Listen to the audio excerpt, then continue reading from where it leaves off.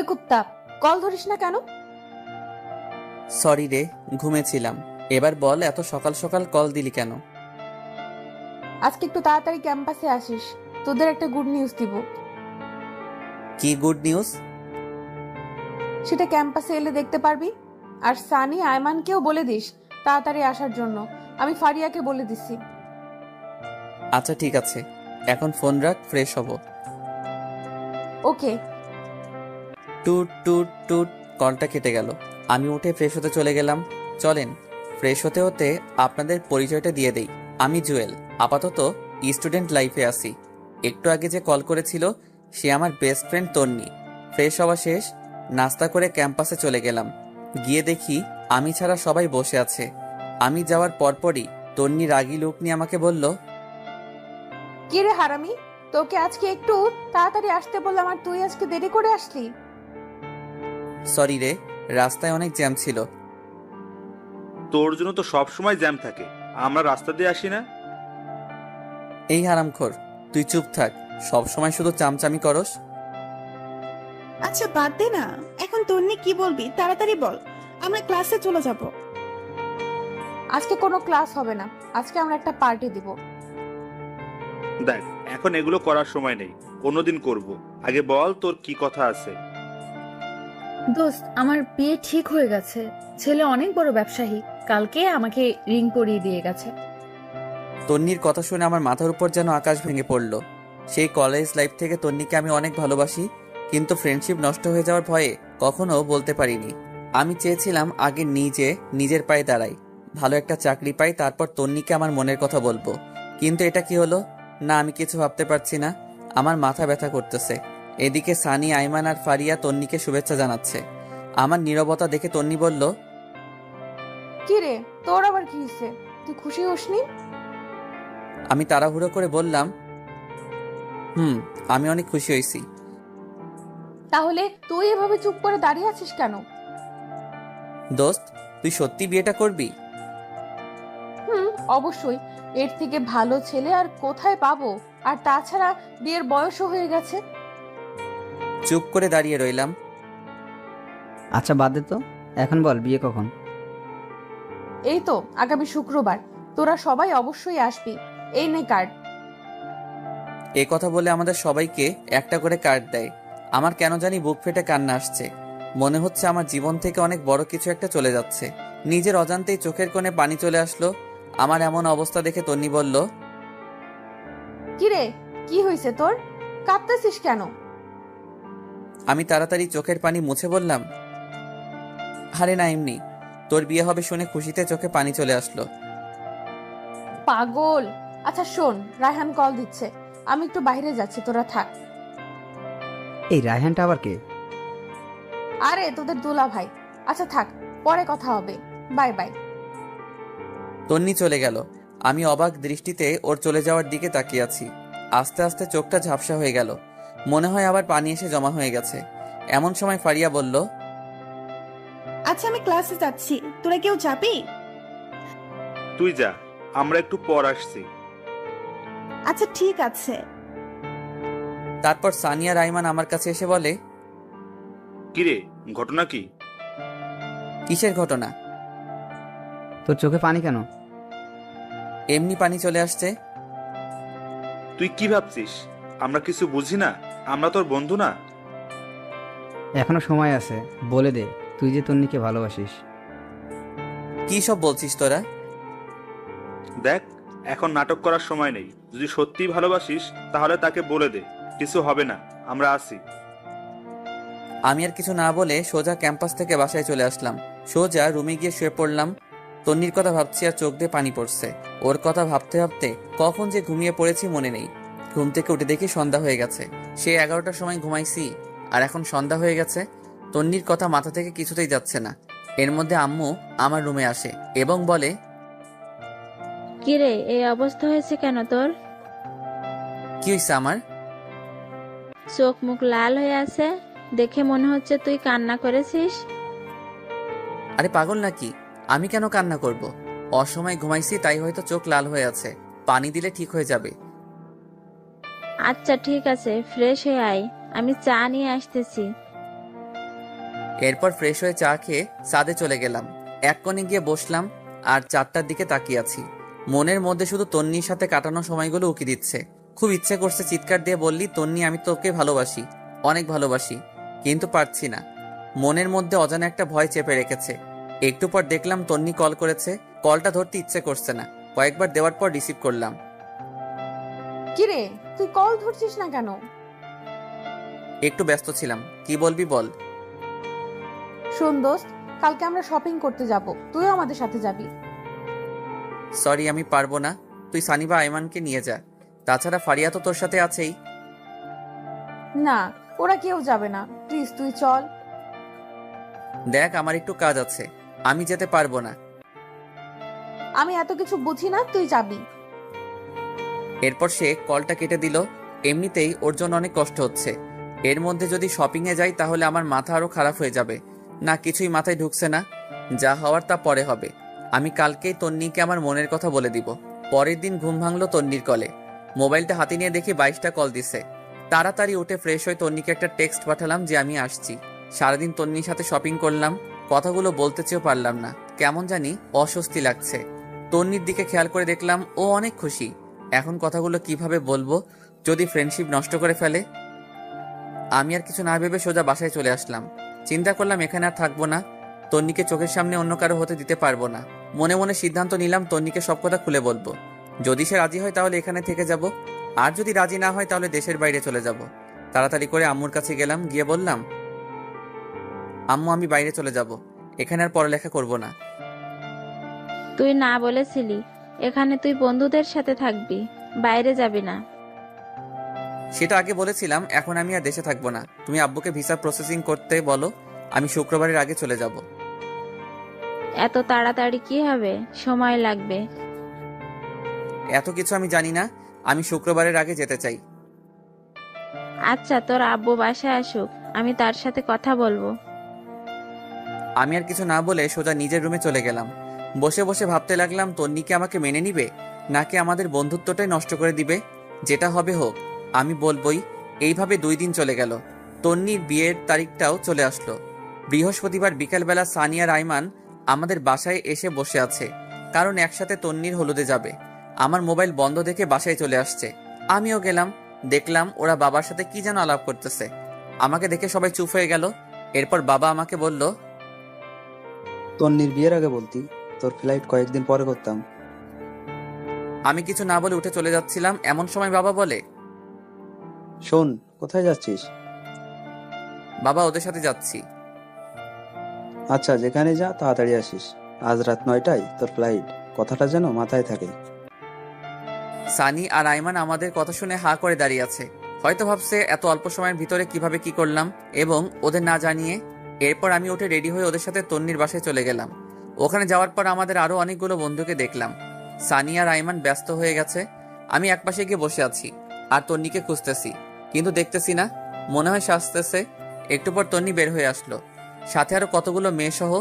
আজকে তাকে অনেক সুন্দর লাগছে, যে কেউ দেখলেই প্রেমে পড়ে যাবে। আমারও আর ব্যতিক্রম কিছু হলো না, ওর দিকে হা করে তাকিয়ে আছি। একটু পর তার ধাক্কায় বাস্তবে ফিরে এলাম। কিরে, এইভাবে হা করে কি দেখছিস? কিছু না তনি, তোর সাথে আমার কিছু সিরিয়াস কথা আছে। কি কথা বল। এখানে না, সাদে চল। আচ্ছা ঠিক আছে, চল। তারপর আমি আর তন্নি ছাদে গেলাম। গিয়ে আমি চুপচাপ দাঁড়িয়ে রইলাম। আমার নীরবতা দেখে তন্নি বলল, কিরে চুপ কেন, কি বলবি তাড়াতাড়ি বল, আমার নিচে অনেক কাজ আছে।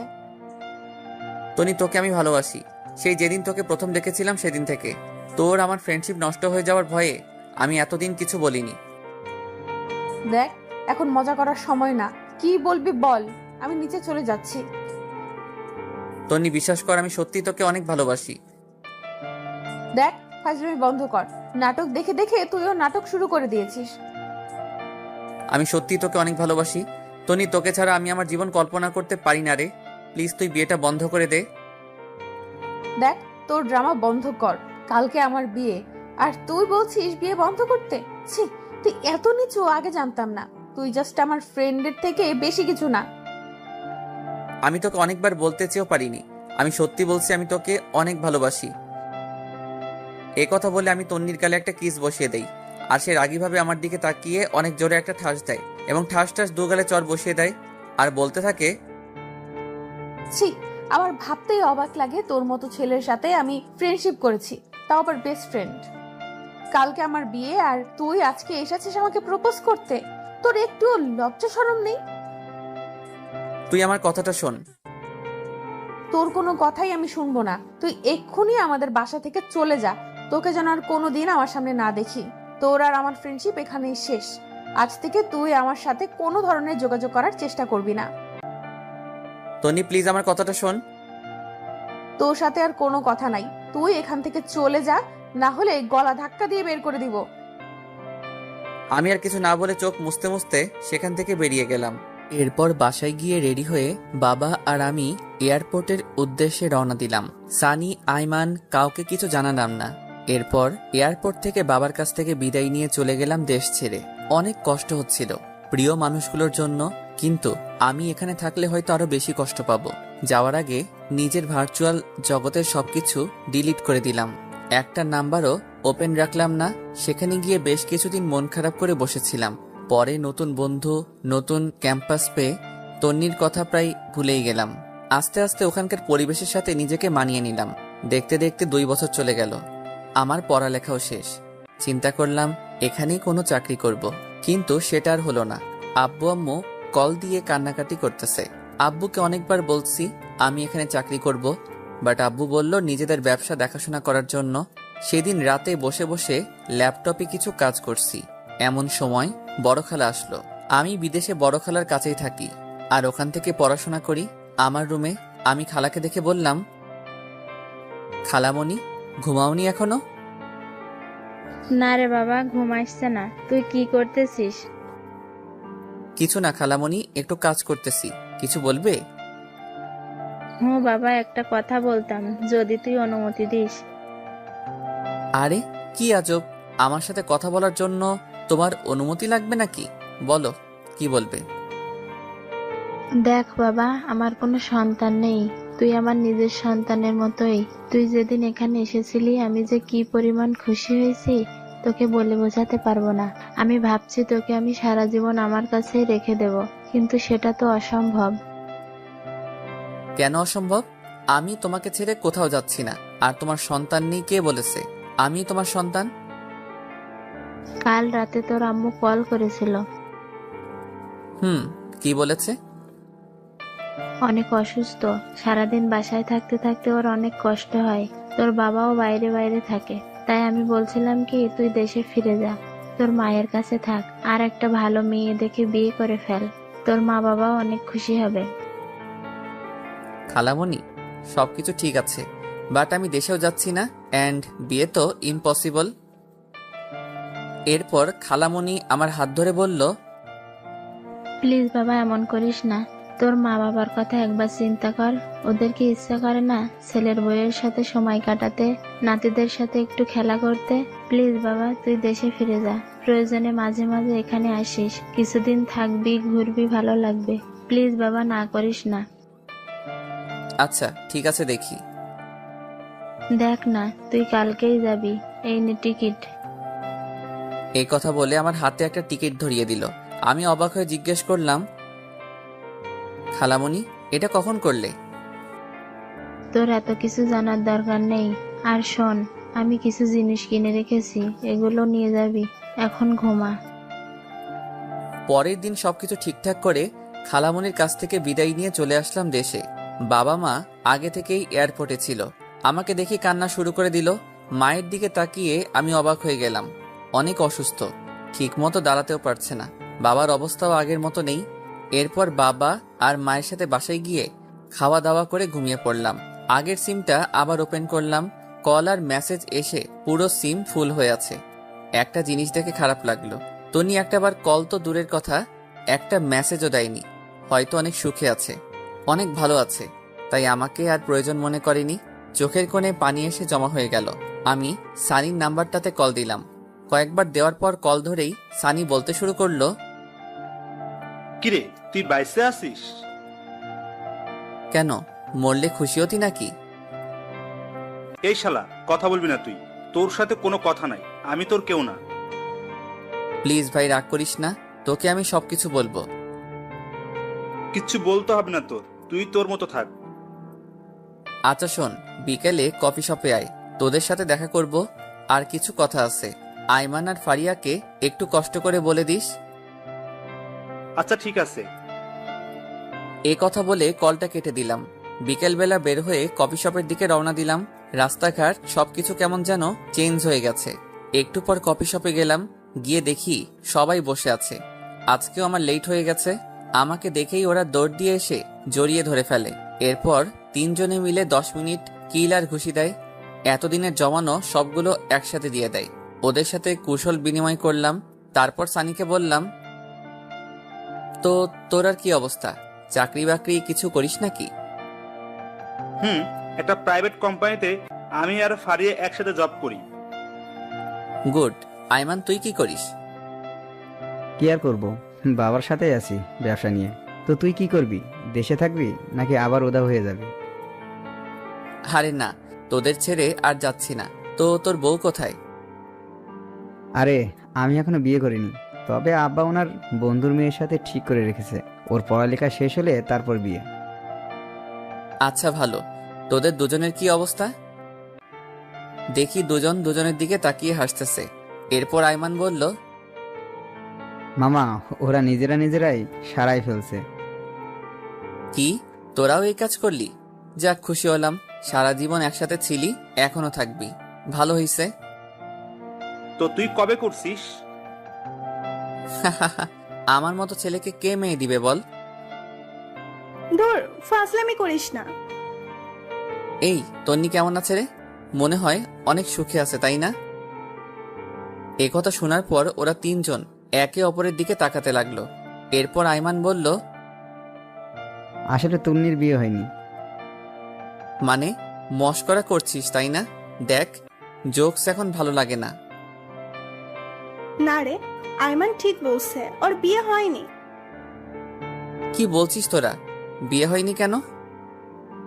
তুই তো সেদিন চলে গিয়েছিলি, তাহলে তুই দেখতি কেন বিয়ে হয়নি। এত কথা না বলে বিয়ে কেন হয়নি সেটা বল। আসলে রায়হান ছেলেটা অন্য একটা মেয়ের সাথে রিলেশন ছিল। বিয়ের দিন সে ওই মেয়েকে নিয়ে পালিয়ে যায়। তারপর? তারপর আর কি, ওরা বিয়েটা ভেঙে দেয়। তন্নির বাবা ওদের হাতে পায়ে ধরেছিল, কিন্তু কোনো লাভ হয়নি। পরে আমরা তোকে অনেক খুঁজেছিলাম, বাট তুইও চলে গেলি। তন্নির বাবা আমাকে অনেকবার বলেছে তন্নিকে বিয়ে করার জন্য, বাট আমি করিনি তোর কথা ভেবে। পরে তুই বুঝবি আমি আর তন্নি সিট করে বিয়ে করেছি। আরে ধুর, এসব কেন বলছিস? আমি কিছু বলতাম না, তুই বিয়েটা করে ফেলতি। না বন্ধু, সেটা হয় না। এরপর ফারিয়া বলল, সেই থেকে তন্নি পাথরের মতো হয়ে গেছে, ঠিক মতো খায় না, ক্যাম্পাসে যায় না, আমাদের সাথেও মেশে না, দরকার ছাড়া কোনো কথা বলে না, সারা দিন জানালার গ্রিল ধরে দাঁড়িয়ে থাকে। ওর আর বিয়ের জন্য প্রপোজাল আসেনি? আসছে, বাট সে করবে না। আমাদের বিয়ের সময় এসে গিফটটা দিয়েই চলে গেছে। ও কি এখন এখানেই থাকে নাকি চলে গেছে? না, আগের বাসায় আছে। আমি একটু ওর সাথে কথা বলবো, তোরা যাবি আমার সাথে? আজকে তো সময় নেই, কালকে বিকেলবেলা সবাই ফিরে আছি, কালকে চল। আচ্ছা ঠিক আছে তাহলে। এরপর ওদের কাছ থেকে বিদায় নিয়ে বাসায় চলে আসলাম। শুয়ে শুয়ে চিন্তা করতেছি ওর বাবা মায়ের কাছে বিয়ের প্রস্তাব দিলে কেমন হয়। ইস, আমি যদি সেদিন থাকতাম হয়তো এতদিনে আমাদের বাচ্চাও বড় হয়ে যেত। এসব ভাবতে ভাবতে ঘুমাই গেছি। পরের দিন আমরা চারজন ওদের বাসায় গেলাম। দরজার সামনে দাঁড়িয়ে কলিং বেলটা বাজালাম। একটু পর ওর মা এসে দরজা খুলে দেয়। আমাদের দেখে উনি অনেক খুশি হন। আমাকে দেখে বলে, আরে জুয়েল, তুই কোথা থেকে আসলে? এতদিন কোথায় ছিলে বাবা? আন্টি আমি তো দেশে ছিলাম না। ও আচ্ছা, এই দাঁড়িয়ে কেন আসো? সবাই ভিতরে আসো। এরপর আমরা সবাই ভিতরে গেলাম। অনেক বসে আন্টির সাথে গল্প করলাম, কিন্তু তন্নিকে কোথাও দেখছি না। আমি ফারিয়াকে ইশারায় বললাম তন্নিকে দেখতে। সে উঠে তন্নির রুমে গেল, গিয়ে অনেকক্ষণ পর আসলো। তারপর আমি বললাম, কিরে ও বাসায় নেই? আছে ভেতরে, এখানে নাকি আসবে না, তুই কথা বললে ভেতরে যা। এরপর আমি উঠে ভিতরে গেলাম। গিয়ে দেখলাম ও জানলার গ্রিল ধরে দাঁড়িয়ে আছে। আমি অনেকক্ষণ গিয়ে পেছনে দাঁড়িয়ে রইলাম। কেমন জানি নার্ভাস লাগছে, কিন্তু ওর কোনো নড়াচড়া নাই। তারপর আমি একটা কাশি দিলাম, দেখলাম পেছনে তাকালো। এরপর সে বলল, কি রে, কখন আসছিস? এই তো কিছুক্ষণ হলো। কেমন আছিস তুই? ভালো। তুই এখানে কেন আসছিস? কথাটা শুনে অনেক খারাপ লাগলো। এতদিন পর দেখা হলো, অথচ আমি কেমন আছি সেটা জিজ্ঞেস না করে উল্টো আমাকে বলে কেন আসছি। এরপর আমি বললাম, এখনো রাগ করে আছিস? সেদিনের জন্য আমি অনেক সরি। আমি কারোর উপর রাগ করি না, সেই অধিকার আমার নেই। এতদিন কোথায় ছিলি?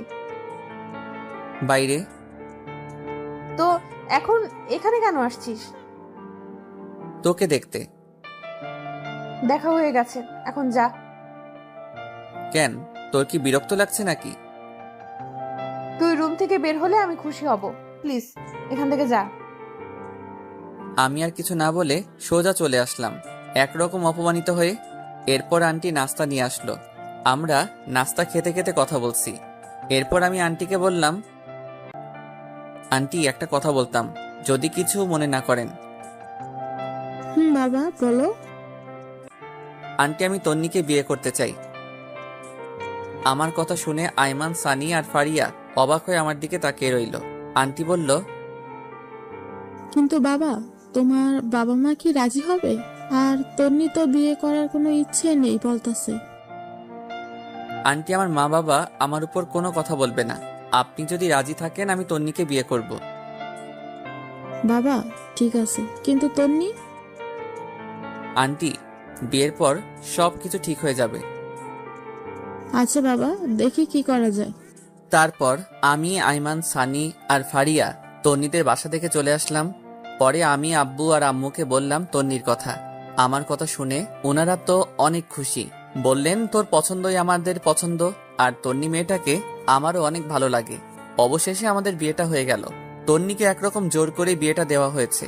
কবুল বলার সময় দেখলাম সে বলতে চাচ্ছে না। ফারিয়া আর ওর মায়ের জোরাজোরিতে বলল, এখন প্রায় রাত 12টা। আমি, সানিয়া, রাইমান ছাদের উপর বসে বসে আড্ডা দিচ্ছি। এমন সময় ফারিয়া উপরে আসলো আর এসে আমাকে বলল, কি রে তুই এখানে? তো কোথায় থাকবো? আজকে না তোর বাসরাত? তন্নি অনেক আগে থেকে একা একা বসে আছে, যা ঘরে যা। বন্ধু যা, আর বসে থাকা ঠিক হবে না। এরপর আমি উঠে আস্তে আস্তে রুমের দিকে হাঁটা দিলাম। এমন সময় সানি বলল, মামা, মনে করে বেলটা মারিস, আর কোনো দরকার হলে আমাকে কল দিস। আই ফাজিল, তোর মুখে কি কিছুই আটকায় না? সবাই কি তোর মতো নাকি? আমি আর কিছু না বলে একটা মুচকি হাসি দিয়ে ছাদ থেকে চলে আসলাম। বাসর ঘরের সামনে দাঁড়িয়ে আছি। কেমন জানি ভয় লাগতেছে, আবার লজ্জাও। অনেকক্ষণ দাঁড়িয়ে থেকে আস্তে করে দরজাটা খুলে ভিতরে প্রবেশ করলাম। দরজাটা লাগিয়ে দিলাম। দেখলাম তন্নি মাথা নিচু করে বসে আছে। আমি গিয়ে খাটের উপর বসলাম। এমন সময় তন্নি আমাকে বলল, তোর সাথে আমার কিছু কথা আছে। কি কথা বল। আর শোন, আজকে থেকে আমি তোর স্বামী, সো আর তুই করে বলবি না, তুমি করে বলবি, এন্ড আমিও বলবো। দেখ, তোকে আমি কখনোই স্বামী হিসেবে মানতে পারবো না। তুই জাস্ট আমার ফ্রেন্ড। তাহলে বিয়েতে মত দিলি কেন? তোর কি ধারণা আমি নিজে থেকে মত দিছি? জীবনেও না। মা আমাকে ওনার মরার কসম দিয়েছে, সেজন্য আমি বিয়েটা করেছি। তোর মায়ের কসমের জন্য তুই আমার জীবন নষ্ট করবি নাকি? তো তুই এখন কি চাস? তুই জীবনেও আমার কাছে স্বামীর অধিকার দেখাতে পারবি না। তুই তোর মতো আর আমি আমার মতো। ওকে, আমি তোর উপর কোনো অধিকার খাটাবো না। অন্তত আমার মা বাবার সামনে একটু নাটক করিস, না হলে ওনারা অনেক কষ্ট পাবে। চেষ্টা করব। আমি আর কিছু না বলে খাটে ঘুমাতে যাব। এমন সময় তন্নি আবারও চিৎকার দিয়ে ওঠে আর আমাকে বলে, কি করছিস তুই? কি করলাম? ঘুমাতে যাচ্ছি। ঘুমাবি ভালো কথা, কিন্তু খাটে কেন? তাহলে কোথায় ঘুমাবো? যেখানে খুশি সেখানে ঘুমা, দরকার হলে সোফায় ঘুমা, বাট খাটে ঘুমাতে পারবি না। এটা আবার কেমন কথা? খাট থাকতে সোফায় কেন ঘুমাবো? কারণ তোর সাথে এক খাটে ঘুমানোর কোনো ইচ্ছাই আমার নেই, তো তুই খাটে ঘুমাবি না। আমি আর কিছু না বলে একটা বালিশ নিয়ে লাইট অফ করে সোফায় ঘুমিয়ে পড়লাম। তন্নিও খাটের উপর শুয়ে পড়ল। আমার কিছুতেই ঘুম আসছে না। পরে আমি উঠে বেলকনিতে চলে গেলাম। মনে মনে ভাবতে লাগলাম, আমার মতো অবাগা হয়তো পৃথিবীতে আর দ্বিতীয়টা নেই। এই বাসর ঘর নিয়ে কত কিছু চিন্তা করে রাখছি, বাট কিছুই হলো না। মনে মনে ভাবলাম তন্নির সাথে ফ্রেন্ডশিপটা না হলেই ভালো হতো, সুন্দর একটা জীবন পেতাম। নিয়তি বারবার ওর কাছেই আমাকে নিয়ে আসে।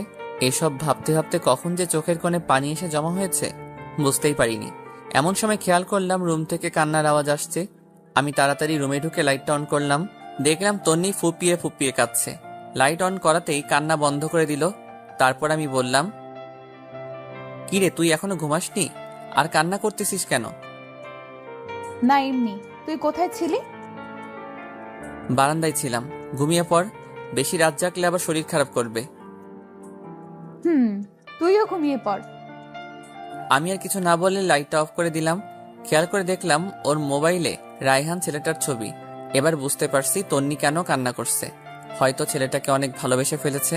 মনে মনে বললাম, বালিকা তুমি আমাকে চেনো না, আমি কোন জলের মাছ। তোমাকে আমার প্রতি দুর্বল করে তারপর প্রত্যেকটা কথার প্রতিশোধ নিব।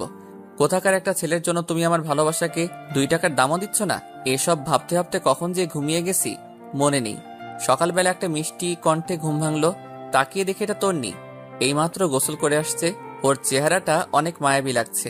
আমি অনেকক্ষণ তাকিয়ে থাকার পর তন্নি বলল, ওই এভাবে ছ্যাঁচড়াদের মতো তাকিয়ে না থেকে তাড়াতাড়ি উঠে ফ্রেশ হয়ে নে। আম্মা এসে কয়েকবার ডেকে গেছে নাস্তা করার জন্য। আমি কিছুই না বলে ওয়াশরুমে চলে গেলাম। ফ্রেশ হতে হতে ভাবলাম তন্নি মনে হয় জীবনেও আমাকে মেনে নিবে না। ফ্রেশ হয়ে রুমে আসতে দেখালাম তন্নি মন মরা হয়ে বসে আছে। আমাকে দেখেই নিচে চলে গেল। আমিও রেডি হয়ে নিচে গেলাম। গিয়ে দেখি আমি ছাড়া সবাই বসে আছে। সবাই একসাথে নাস্তা করলাম। এরপর বাবা বললেন, নাস্তা করে দেখতো আইমান আর সানি কোথায়? ওদেরকে বাবুর্চির কাছে পাঠাইছিলাম।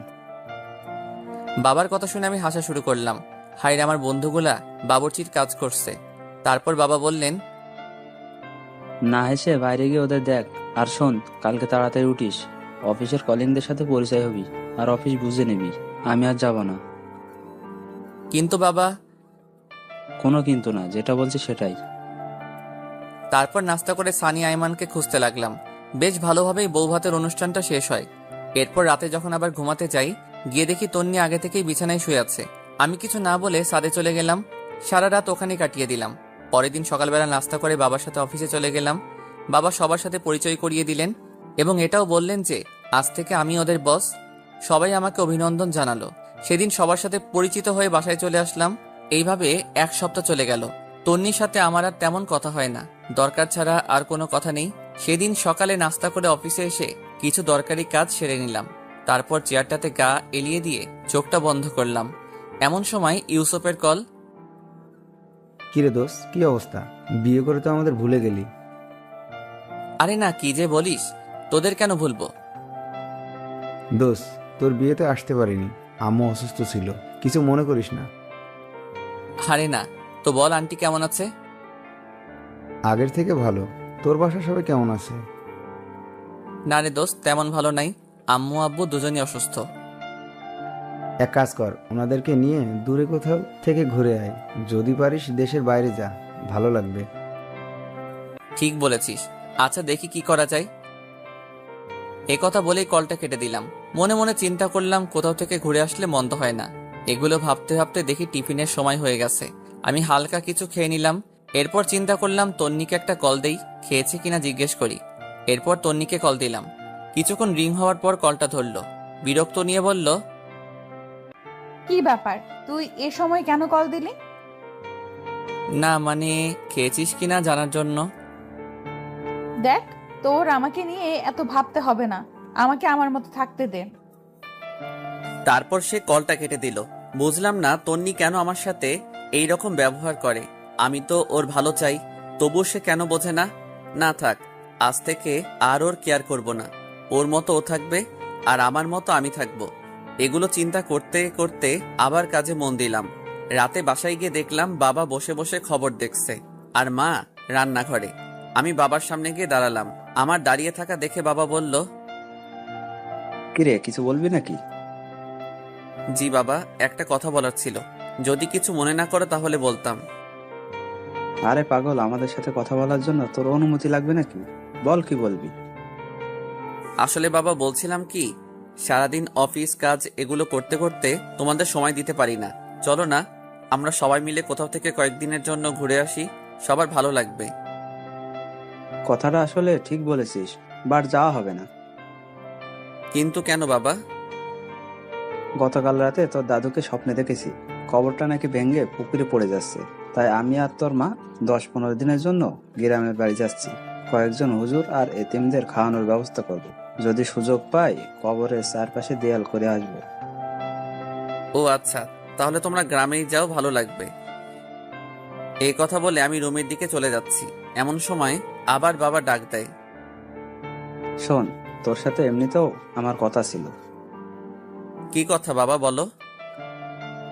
বলছিলাম কি, তোর বিয়ের পর থেকে কোথাও ঘুরতে যাসনি। তন্নিও একা একা বাসায় বসে থাকে, তাই আমি বলছিলাম তন্নিকে নিয়ে তুই ঘুরে আয়। না বাবা, তোমরা না গেলে আমরাও যাব না। আরে পাগল, আমরা যে কয়েকদিন গ্রামের বাড়ি যাচ্ছি, সে কদিন তোরাও ঘুরে আয়, ভালো লাগবে। কিন্তু বাবা অফিস।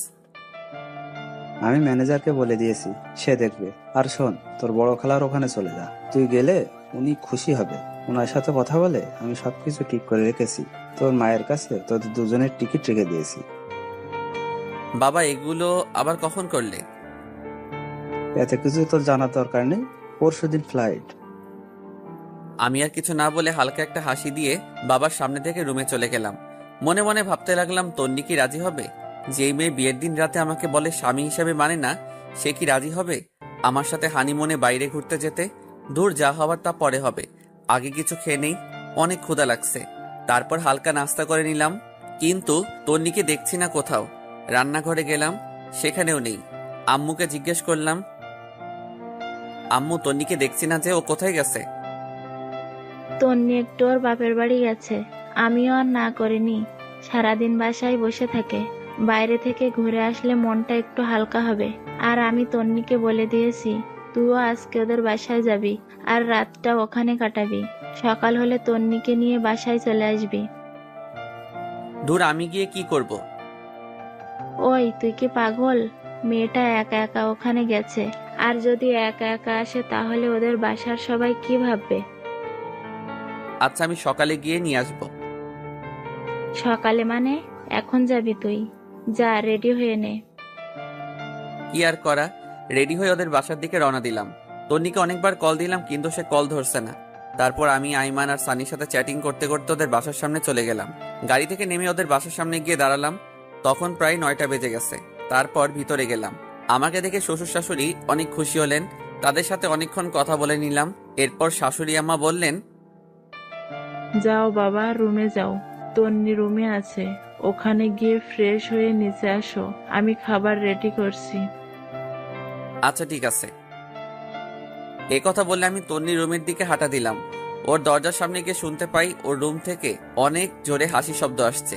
সবার থেকে ওর হাসিটা আলাদা, অনেকদিন পর সে হাসছে।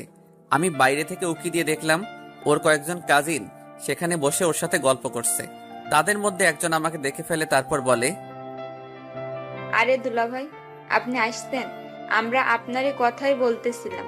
আসুন, ভিতরে আসুন। তারপর আমি ভিতরে গিয়ে অনেকক্ষণ ওদের সাথে গল্প করলাম। তারপর ওরা সবাই চলে গেল। তখন তন্নি আমাকে বলল, তুই এখানে কেন আসছিস? মানে কি? তোর বাসায় আসার জন্য মনে হয় আমার ঠেকা পড়ছে। আম্মুই আমাকে আসতে বলেছে। তন্নি মুখে একটা বিরক্ত নিয়ে কিছু একটা বলতে যাবে, এমন সময় শাশুড়ি এসে আমাদের ডেকে নিয়ে গেলেন খাবার জন্য। আমি আর কিছু না বলে সোজা খেতে চলে গেলাম। খাবারের টেবিলে বসে তো অবাক, এত খাবার! আসলেই শ্বশুরবাড়ির রসের হাড়ি। সবগুলো খাবারই আমার পছন্দের। এরপর খাওয়া দাওয়া সেরে আমি রুমে এসে বিছানায় শুয়ে পড়লাম। কিছুক্ষণ পর তন্নি রুমে আসলো আর এসে চেঁচামেচি শুরু করে দিল। কিরে, তুই বিছানায় শুয়েছিস কেন? তো কোথায় শুব? তোর রুমে তো সোফাও নেই। সোফা নেই তো কি হয়েছে? ফ্লোর আছে না, ফ্লোরে শুয়ে পড়। মানে ফ্লোরে শুয়ে পড়বো মানে? এত মানে টানে বুঝি না। আমি তোর সাথে এক বিছানায় ঘুমাতে পারবো না। কেন ঘুমাতে পারবি না? শোন, বিয়েটা যেভাবেই হোক, এখন আমি তোর স্বামী। আর তোর ভয়ের কিছু নেই। আমি তোকে কিছু করব না। সেটাও যদি না হয় তাহলে তুই নিজেই ফ্লোরে শুয়ে পড়। ফ্লোরে আমার ঘুম আসে না। আমার সম্ভব বিরক্ত লাগছে মেয়েটার কর্মকাণ্ড দেখে। ইচ্ছা করছে কানের নিচে 2টা দিয়ে দেই। এরপর সে আবার বলতে শুরু করলো, এই শোন, এটা আমার রুম, সো বিছানাটাও আমার বিছানায় আমি ঘুমাবো। তো কি হইছে? ভুলে গেছিস এতদিন আমার বিছানায় ছিলি আর আমি সোফায় ছিলাম? আমি নিজের ইচ্ছায় ঘুমাইনি, তুই তো বললি আমাকে বিছানায় ঘুমাতে। দূরে ফালতুর সাথে কথা বলে পারা যাবে না, তাই আমি নিজেই ফ্লোরে শুয়ে পড়লাম। শুয়ে শুয়ে ভাবতেছি তন্নি যদি কালকে আমাদের বাসায় যাওয়ার পর শুনে যে আমি হানিমুনের ব্যবস্থা করে আসছি তখন কি করবে। এগুলো ভাবতে ভাবতে দেখলাম ফকিন্নি খুব আরাম করে ঘুমিয়ে আছে। মনে মনে বললাম, তন্নি তুই হয়তো জানিস না আমি কি জিনিস, তোরে আমি এমন সোজা করবো যে তুই আমাকে ছাড়া কিছুই বুঝবি না। এসব ভাবতে ভাবতে কখন যে ঘুমিয়ে পড়েছি নিজেও জানি না। খুব সকালবেলা ঘুমটা ভেঙে গেল। ঘুম থেকে উঠতে যাব এমন সময় দেখি পুরো পিঠটা ব্যথা করতেছে। করারও কথা, সারা রাত ফ্লোরে ছিলাম, তাই একটু বেশি ব্যথা করছে। হাটের দিকে তাকিয়ে তন্নি খুব আরামে ঘুমিয়ে আছে। ঘুমন্ত অবস্থায় ওকে একদম বাচ্চাদের মতো লাগছে, মুখটা অনেক মায়াবী লাগছে। আমি অনেকক্ষণ তাকিয়ে রইলাম। একটু পর দেখলাম ওর কতগুলো চুল উড়ে এসে মুখটা ঘুরে রাখছে। ইচ্ছে করছে চুলগুলোকে আলতো করে আবার পেছনে সরিয়ে দেই। বিয়ের পর থেকে এখনো পর্যন্ত তন্নিকে টাচও করিনি। এখন খুব ইচ্ছা করছে ওর মায়াবী মুখটা একটু হাত বুলিয়ে দিতে, কিন্তু যদি জেগে যায় তাহলে আমার 12টা বাজাবে। কিন্তু নিজের ইচ্ছাটাকে আর কন্ট্রোল করতে পারলাম না। ওর মুখের চুলগুলো আস্তে আস্তে সরাতে লাগলাম।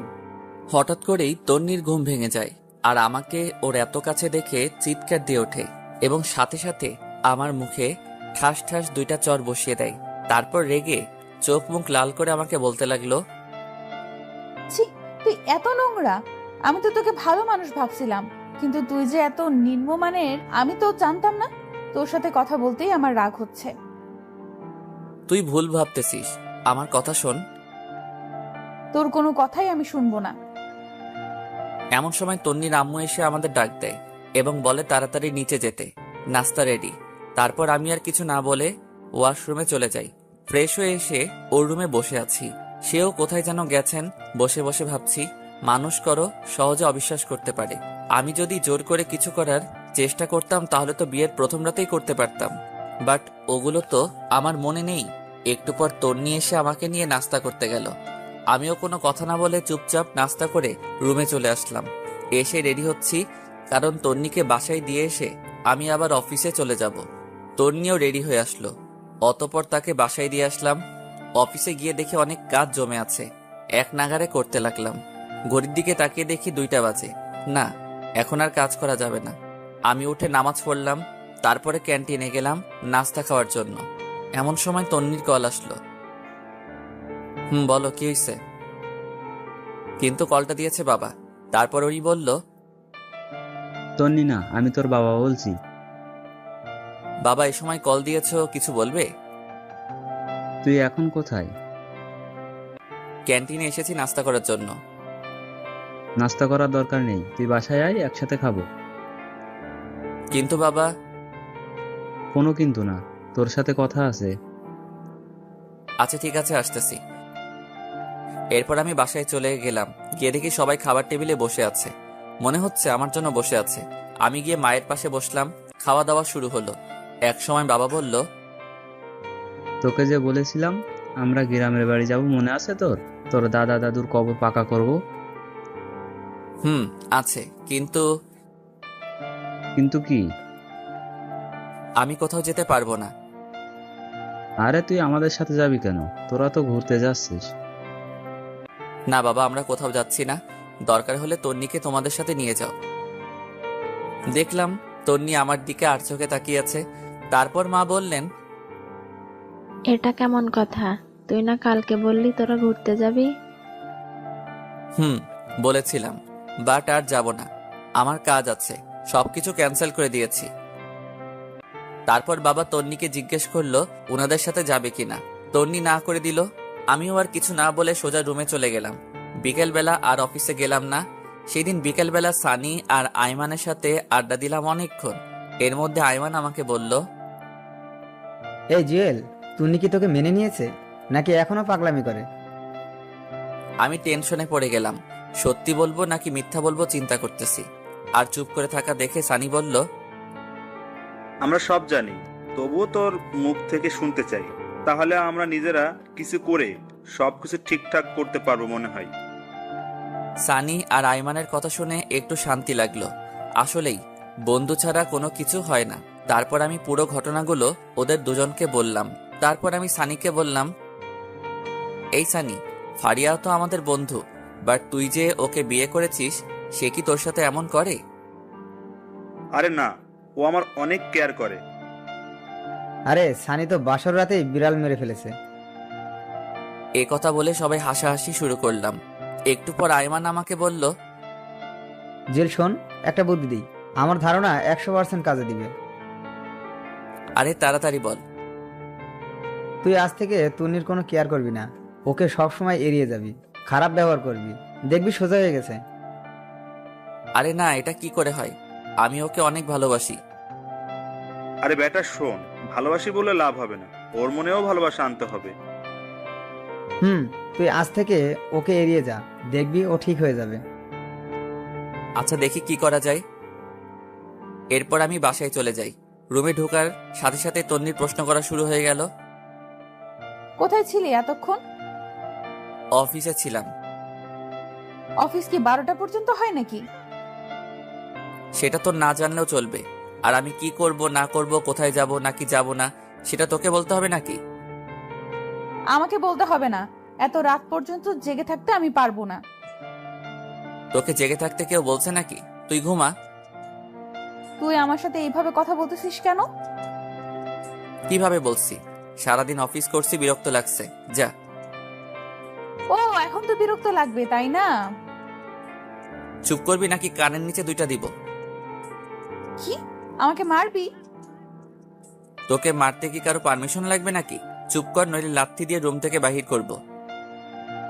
দেখলাম তন্নি চোখ মুখ লাল করে শুয়ে পড়ল। মনে মনে আইমানকে ধন্যবাদ দিলাম। আসলে আপনারা যেমনটা দেখছেন, বাস্তবে আমি তেমন নই। এই ব্যবহারের মাধ্যমে যদি তন্নি ভালো হয়, সেই জন্যই এমন করতেছি। আমিও আর কিছু না বলে লাইট অফ করে দিয়ে সোফায় শুয়ে পড়লাম। সকালে ঘুম থেকে উঠে দেখলাম তন্নি বিছানায় নেই। আমি ফ্রেশ হয়ে নিচে গেলাম। দেখলাম তন্নি আব্বু আম্মুর ব্যাগ আর জিনিসগুলো রেডি করে দিচ্ছে। আমি যাওয়ার পর সবাই নাস্তা করতে বসলাম। মা বললেন, শোন, একটা কথা বলতাম। বলো। আমরা যাওয়ার পর তন্নি একটু ওর বাপের বাড়ি যাবে, তুই একটু দিয়ে আসিস। আমার সময় নেই, যে যাওয়ার সে একাই যাবে। আর বাপের বাড়ি থেকে কালকেই তো আসলো। আমরা যাওয়ার পর বাসায় তো কেউ থাকবে না, তুই থাকবি অফিসে, তাই বলছিলাম। দেখো, এত কিছু আমি বুঝি না, ও গেলে একাই যাবে। আর কিছু না বলে নাস্তা করে উঠে গেলাম। তারপর বাবা মাকে আমি বাস স্টপে দিয়ে আসলাম। বাসায় এসে দেখি তন্নি নেই। কল দিলাম, ধরতেছে না। আমিও আর কল না দিয়ে রেডি হয়ে অফিসে চলে গেলাম। দুপুরবেলা ক্যান্টিনে খাবার খেতে গেলাম। বাবা মাকে কল দিয়ে জিজ্ঞেস করলাম কত দূর গেছে। অনেকক্ষণ কথাবার্তা বলে কল কেটে দিলাম। হঠাৎ করে তন্নির কথা মনে পড়ল। আমি এবার তন্নিকে কল না দিয়ে শাশুড়িকে কল দিলাম। হ্যালো, আসসালামু আলাইকুম। ওয়ালাইকুম সালাম। বাবা কেমন আছো? আছি ভালো। আপনারা সবাই কেমন আছেন? আছি, সবাই ভালো। খাওয়া দাওয়া করছেন? তন্নি খেয়েছে? এই তো আমরা করতেছি, তুমি করছো? জি, নাস্তা করতেছি। অফিস শেষে আমাদের এখানে চলে আসিও, তোমার আব্বু আম্মুর সাথে আমার কথা হয়েছে। কিন্তু কোনো কিন্তু না, আমি বলছি তুমি চলে আসিও। আচ্ছা ঠিক আছে। কলটা কেটে দিলাম। তারপর সানিয়া রাইমানকে কল দিলাম। সবকিছু বললাম। ওরাও বলতেছে চালিয়ে যাওয়ার জন্য। রাত প্রায় 8টা। আমি ওদের বাসার সামনে গেলাম। তন্নিকে কল দিব চিন্তা করলাম, কিন্তু দিলাম না। কলিং বেল দেওয়ার সাথে সাথে তন্নি এসে দরজা খুলে দিয়ে গেছে। মনে হয় আমার জন্যই ওয়েট করতেছিল। আমি শ্বশুর শাশুড়ির সাথে কথা বলে তন্নি রুমে গেলাম। আমার সাথে কোনো কথা বলতেছে না। আমি ওয়াশরুমে গিয়ে ফ্রেশ হয়ে আসলাম। একটু পর শাশুড়ি এসে খাওয়ার জন্য ডেকে গেল। আমিও সোজা নিচে চলে গেলাম। খাওয়া দাওয়া করে বাইরে বের হলাম। আব্বুকে কল দিলাম। অনেকক্ষণ কল দিয়ে কথা বললাম। তারপর বাসায় আসলাম। রুমে যাওয়ার সাথে সাথে তন্নি অনেক জোরে দরজাটা লাগিয়ে দিল। কি রে, এত জোরে দরজা দিলি কেন? তুই এখানে কেন আসছিস? মানে কি? তোর মাই তো বলল। মা বললে আসতে হবে নাকি? দেখ, বেশি কথা বলবি না। তোরে দেখলেই আমার রাগ হয়। যা শুয়ে পড়। তুই আমার রুম থেকে বের হ। তুই কি আমাকে অপমান করছিস? ধরে নে তাই তুই আমার রুমে থাকতে পারবি না। ভুলে গেছিস সবসময় আমার রুমেই থাকিস অ্যান্ড আমার খাটে? তুই কি যাবি নাকি গলা ধাক্কা দিব? আমি আর কিছু না বলে বের হয়ে গেলাম। চিন্তা করলাম নিজের বাসায় চলে যাব, কিন্তু এত রাতে যাওয়া রিস্কি হয়ে যাবে। তাছাড়া শ্বশুর শাশুড়িও খারাপ মনে করবে। আর কিছু চিন্তা না করে সোজা নিচে চলে গেলাম। অনেকক্ষণ হাঁটাহাঁটি করলাম, সময় যাচ্ছে না কিছুতেই। তারপর গিয়ে গেস্ট রুমের সোফায় গিয়ে শুয়ে পড়লাম। সকালবেলা শাশুড়ির ডাকে ঘুম ভাঙলো। আমাকে সোফায় দেখে উনি বলল, কি বাবা, তুমি সোফায় কেন ঘুমিয়েছো? রুমে যাওনি? আমি কিছু বলতে যাব এমন সময় তন্নি কোথা থেকে তার আম্মুকে বলে, আম্মু তোমার জামাই কি করেছে জানো? কি করেছে? কাল রাতে আমাকে গান শোনানোর জন্য বলেছিলাম, সে শোনায়নি, তাই শাস্তি দিয়েছি যে আমার সাথে আজকে ঘুমাতে পারবে না। আমি তো পুরো টাসকে খেয়ে বসে আছি। ফকিন্নি কত বড় মিথ্যা কথা বলল। বাহ, কি সুন্দর নিজেকে বাঁচিয়ে নিল। তারপর শাশুড়ি আমাকে বলল, বাবা, আমার মেয়েটা গান পছন্দ করে, তুমি মাঝে মাঝে একটু গান শোনায়ও। আর তুইও, সামান্য একটা গানের জন্য বুঝি কেউ রুমে থাকতে দেয় না? আমি দুঃখ ভারাক্রান্ত একটা হাসি দিয়ে ওয়াশরুমে গিয়ে ফ্রেশ হয়ে নাস্তা করে অফিসে চলে গেলাম। একটু পর আমাদের অফিসের একটা কলিগ আমার রুমের সামনে আসলো। হ্যালো স্যার, আসতে পারি? আরে আদিবা, আসো আসো। Thanks sir. কিছু বলবে? বলছিলাম কি স্যার, আগামী সপ্তাহে আমি একটু বাড়ি যাব, আমার চাচাতো ভাইয়ের বিয়ে। ও আচ্ছা, ছুটি লাগবে এই তো? জি স্যার। কতদিন লাগবে?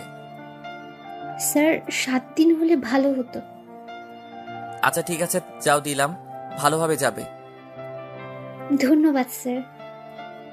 এরপরও দেখলাম আদিবা কিছু বলবে, কিন্তু বলছে না, শুধু ছটফট করছে। তাকে আমি বললাম, কি কিছু বলবে নাকি? আসলে স্যার একটা কথা বলার ছিল। সমস্যা নাই, বলো। স্যার এখানে তো আমার কেউ নেই, আপনাকে বড় ভাইয়ার মতো দেখি, যদি ভাই হিসেবে আমার একটু উপকার করতেন খুশি হতাম। আরে পাগল নাকি তুমি? কোনো সমস্যা নাই, তুমি নির্ভয় বলো। স্যার অনেকদিন পর বাড়ি যাচ্ছি তো, আব্বু আম্মুর জন্য কিছু শপিং করব আর কিছু জিনিস নেব। আপনি যদি বিকেলবেলা আমার সাথে একটু শপিং এ যেতেন অনেক উপকার হতো স্যার। আচ্ছা ঠিক আছে, যাব। ধন্যবাদ স্যার। কথা বলে আদিবা তার ডেস্কে চলে গেল। বিকেলবেলা আদিবার সাথে শপিং মলে গেলাম, অনেক কিছু নিলাম, ওর বাবার জন্য, ওর মায়ের জন্য। অনেক কেনাকাটা করার পর আদিবা একটা কসমেটিক্সের দোকানে গেল। আমিও ওর পিছে পিছে গেলাম। আদিবার ব্যাগগুলো আমার কাছে ছিল। কসমেটিক্সের দোকানে যাওয়ার পর আমি আর আদিবা পাশাপাশি দাঁড়িয়েছিলাম। সেখানে গিয়ে বিশাল আকারে একটা শখ খেলাম। দেখলাম তন্নিও সেখানে তার বান্ধবীদের সাথে কি যেন কিনতেছে। আমাকে আদিবার সাথে দেখে আমার সামনে এসে বলে, মেয়েটা কে? ও আমার। পুরোটা বলার আগেই আমার গালে ঠাস করে একটা চর বসিয়ে চোখ মুখ লাল করে কাঁদতে কাঁদতে দোকান থেকে বের হয়ে গেল। তন্নির কয়েকটা বান্ধবী এসে আমাকে বলল, ছি ভাইয়া, বাসায় বউ রেখে বাইরে মেয়ে নিয়ে ঘুরেন, আপনার লজ্জা করে না? তারপর সবাই দোকান থেকে বের হয়ে গেল।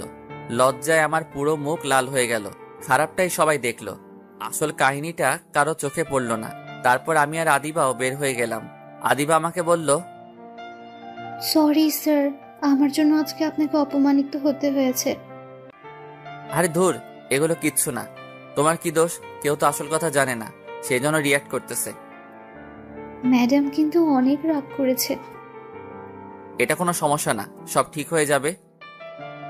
স্যার একটা কথা বলতাম। বলো। ম্যাডামের নাম্বারটা আমাকে দিবেন, আমি সব বুঝিয়ে বলবো।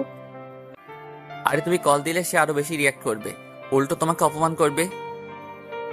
সমস্যা নেই স্যার, আপনি নাম্বারটা আমাকে দিন আর এটা ধরুন। কি এটাতে? স্যার আপনাদের বিয়েতে তো যেতে পারিনি, তাই ম্যাডামের জন্য আমার পক্ষ থেকে একটা গিফট। তুমি আবার এটা কখন কিনলে? সেটা আপনার না জানলেও চলবে, আপনি এটা নেন আর নাম্বারটা দিন। ধন্যবাদ, এই নাও নাম্বার। তারপর আমি নাম্বারটা দিয়ে দিলাম। গিফটটা নিয়ে আদিবাকে একটা রিকশায় উঠিয়ে দিয়ে আমি বাসায় চলে আসলাম। এসে গিফটটা খুলে দেখলাম একটা নীল শাড়ি, অনেক সুন্দর, তন্নিকে অসাধারণ লাগবে। এরপর আমার মাথায় একটা বুদ্ধি আসলো, ফারিয়াকে কল দিয়ে সবকিছু বলে দেই, কারণ তন্নি আজকের বিষয়টা ফারিয়ার সাথে শেয়ার করবে। আমি ফারিয়াকে কল দিয়ে সবকিছু বলে দিছি এবং এটাও বলে দিয়েছি যে এমনভাবে কথা বলবে যেন তন্নির প্রচুর রাগ হয়। বাসায় একা একা ভালো লাগছে না, আব্বু আম্মুও নাই, তন্নিও নাই। আমি তন্নিকে কল দিলাম, বাট নাম্বার বন্ধ। এরপর তন্নির আম্মুর কাছে কল দিলাম। হ্যালো, আসসালামু আলাইকুম। ওয়ালাইকুম সালাম। কেমন আছো বাবা? জি ভালো, আপনি? আছি মোটামুটি। তন্নি কোথায়? ওর নাম্বার বন্ধ কেন? কি জানি বাবা, বিকেলে কোথা থেকে কাঁদতে কাঁদতে এসে রুমের দরজা বন্ধ করে দিয়েছে। অনেকবার ডেকেছি, দরজা খুলছে না, কিছু খাচ্ছেও না। তোমার সাথে কি কিছু হয়েছে? না, আমার সাথে কিছু হয়নি। তো বাবা আজকে আমাদের বাসায় আসবে না? না, আজকে আসবো না। কেন বাবা? বাসায় তো কেউ নেই, এখানে তন্নিও একা, চলে আসো। না, একটু কাজ আছে। আচ্ছা ঠিক আছে, ভালো থাকবেন, পরে কথা হবে। এই কথা বলে আমি কলটা কেটে দিলাম। মনে মনে চিন্তা করলাম তন্নিও হয়তো আমাকে ভালোবেসে ফেলেছে, না হলে এত রিয়াক্ট করতো না। আয়মানের বুদ্ধিটা অনেক কাজে লাগছে। এভাবে কয়েকটা দিন চলে গেল। আমি তন্নিদের বাসায় যাই না। মাঝে মাঝে ওর মায়ের সাথে একটু একটু কথা হয়। প্রায় 10 দিন পর ওর মা আমাকে কল দেয়, তখন আমি অফিসে ছিলাম। হ্যালো, আসসালামু আলাইকুম। ওয়ালাইকুম আসসালাম। বাবা কেমন আছো? ভালো, আপনারা? আছি, সবাই ভালো। বাবা তুমি একটু আজকে আমাদের বাসায় আসতে পারবে? আসলে আমার তো একটু কাজ ছিল। কেন, কোনো সমস্যা হয়েছে নাকি? আসলে হয়েছে কি, আমার বড় বোন নাকি অনেক অসুস্থ। আমি আর তোমার শ্বশুর আব্বা ওখানে যাচ্ছি, তাই তুমি যদি এখানে থাকতে ভালো হতো। তন্নিকেও নিয়ে যান তাহলে। ও যেতে চাচ্ছে না, সেজন্য তো আমরা একটু টেনশনে আছি। সে একা একা বাসায় কিভাবে থাকবে? যদি তুমি একটু আসতে ভালো হতো। আচ্ছা ঠিক আছে, আপনারা যান, আমি সন্ধ্যার সময় আসব। এই কথা বলে কলটা কেটে দিলাম। কেমন জানি খুব খারাপ লাগছে আজকে। অনেকদিন পর ওর সাথে দেখা করতে যাচ্ছি। রাত প্রায় 8টার সময় ওদের বাসায় গেলাম। কলিং বেল বাজানোর সাথে সাথেই দরজা খুলে দিল। মনে হয় আমার জন্যই অপেক্ষা করছিল। ভিতরে গেলাম, দেখলাম চোখ মুখ লাল করে বসে আছে। দেখতে বাচ্চাদের মতো লাগছে। তারপর আমি বললাম, কেমন আছিস? তুই এখানে কেন আসছিস? আম্মা বলেছে তাই। লজ্জা করে না অন্য মেয়েদের সাথে ঘুরে এখন এখানে আসতে? সেটা আমার ব্যাপার, আমি তো তোর কেউ না। আমাকে নিয়ে তোর এত মাথা ব্যথা কেন? তোর মতো ফালতুকে বিয়ে করাই আমার ভুল হয়েছে। আগে জানলে জীবনও কবুল বলতাম না। আমার মাথা গরম করবি না। কি করবি তুই? রাগে আমার পুরো শরীরের লোম দাঁড়িয়ে গেছে। আমি কোনো কথা না বলে ব্যাগটা রেখে ওয়াশরুমে চলে গেলাম। ফ্রেশ হয়ে এসে দেখি তন্নি নেই, মনে হয় ঘুমিয়ে গেছে। আমি আর ওর রুমে গেলাম না, সামনে গেস্ট রুমের সোফায় শুয়ে রইলাম, কিন্তু ঘুম আসছে না। একটু পর আস্তে আস্তে উঠে তন্নির রুমের দিকে গেলাম, দেখলাম ও ঘুমিয়ে আছে। অনেকক্ষণ আমি বাইরে থেকে দাঁড়িয়ে দাঁড়িয়ে ওকে দেখলাম। হঠাৎ করে খেয়াল করলাম ওর পুরো শরীর কাঁপতেছে। আমি তাড়াতাড়ি রুমে গেলাম, কপালে হাত দিয়ে দেখি জ্বরে পুরো শরীর পুড়ে যাচ্ছে। আমি তো টেনশনে পড়ে গেলাম, কি করব বুঝতে পারতেছি না। পরে কিচেন রুম থেকে একটা বাটি নিয়ে এসে ওর মাথায় জল পড়তে দিলাম অনেকক্ষণ, কিন্তু কিছুতেই কমছে না। পরে একটা বালতিতে পানি নিয়ে এসে ওর মাথায় দিলাম। প্রায় 2 ঘন্টার মতো পানি দেওয়ার পর জ্বর কিছুটা কমলো। পরে দেখলাম পানি দিতে দিতে ওর শরীরও ভিজিয়ে দিলাম। এখন কাপড়টা চেঞ্জ করতে হবে, বাট কিভাবে করব বুঝতে পারতেছি না। সে যদি দেখে আমি ওর কাপড় চেঞ্জ করছি, তাহলে আমার অবস্থা শেষ। সকালবেলা আমি নাস্তা নিয়ে ওর রুমে গেলাম, দেখলাম সে মাত্র ঘুম থেকে উঠছে। আমার হাতে নাস্তা দেখে চমকে উঠলো। তারপর নিজের দিকে তাকিয়ে দেখে যে ওর গায়ে যে জামাটা ছিল সেটা আর নেই। তারপর আমার রাগে চোখ মুখ লাল করে উঠে এসে আমার কলার ধরে বলল, ওই কুত্তা, আমার কাপড়ের এই অবস্থা করেছে কে? আসলে কালকে রাতে। পুরোটা বলার আগে ঠাস ঠাস 2টা চর বসিয়ে দেয়। তারপর বলে, তুই এত খারাপ আমি ভাবতেও পারিনি। আমাকে ঘুমের মধ্যে পেয়ে তুই, ছি, আমার ভাবতেই ঘৃণা লাগে। তোকে আমি আস্তে আস্তে বিশ্বাস করতে লাগলাম, কিন্তু তুই এত খারাপ আমি জীবনেও ভাবিনি। যা, বেরিয়ে যা এখান থেকে। প্লিজ আমার কথাটা শোনো।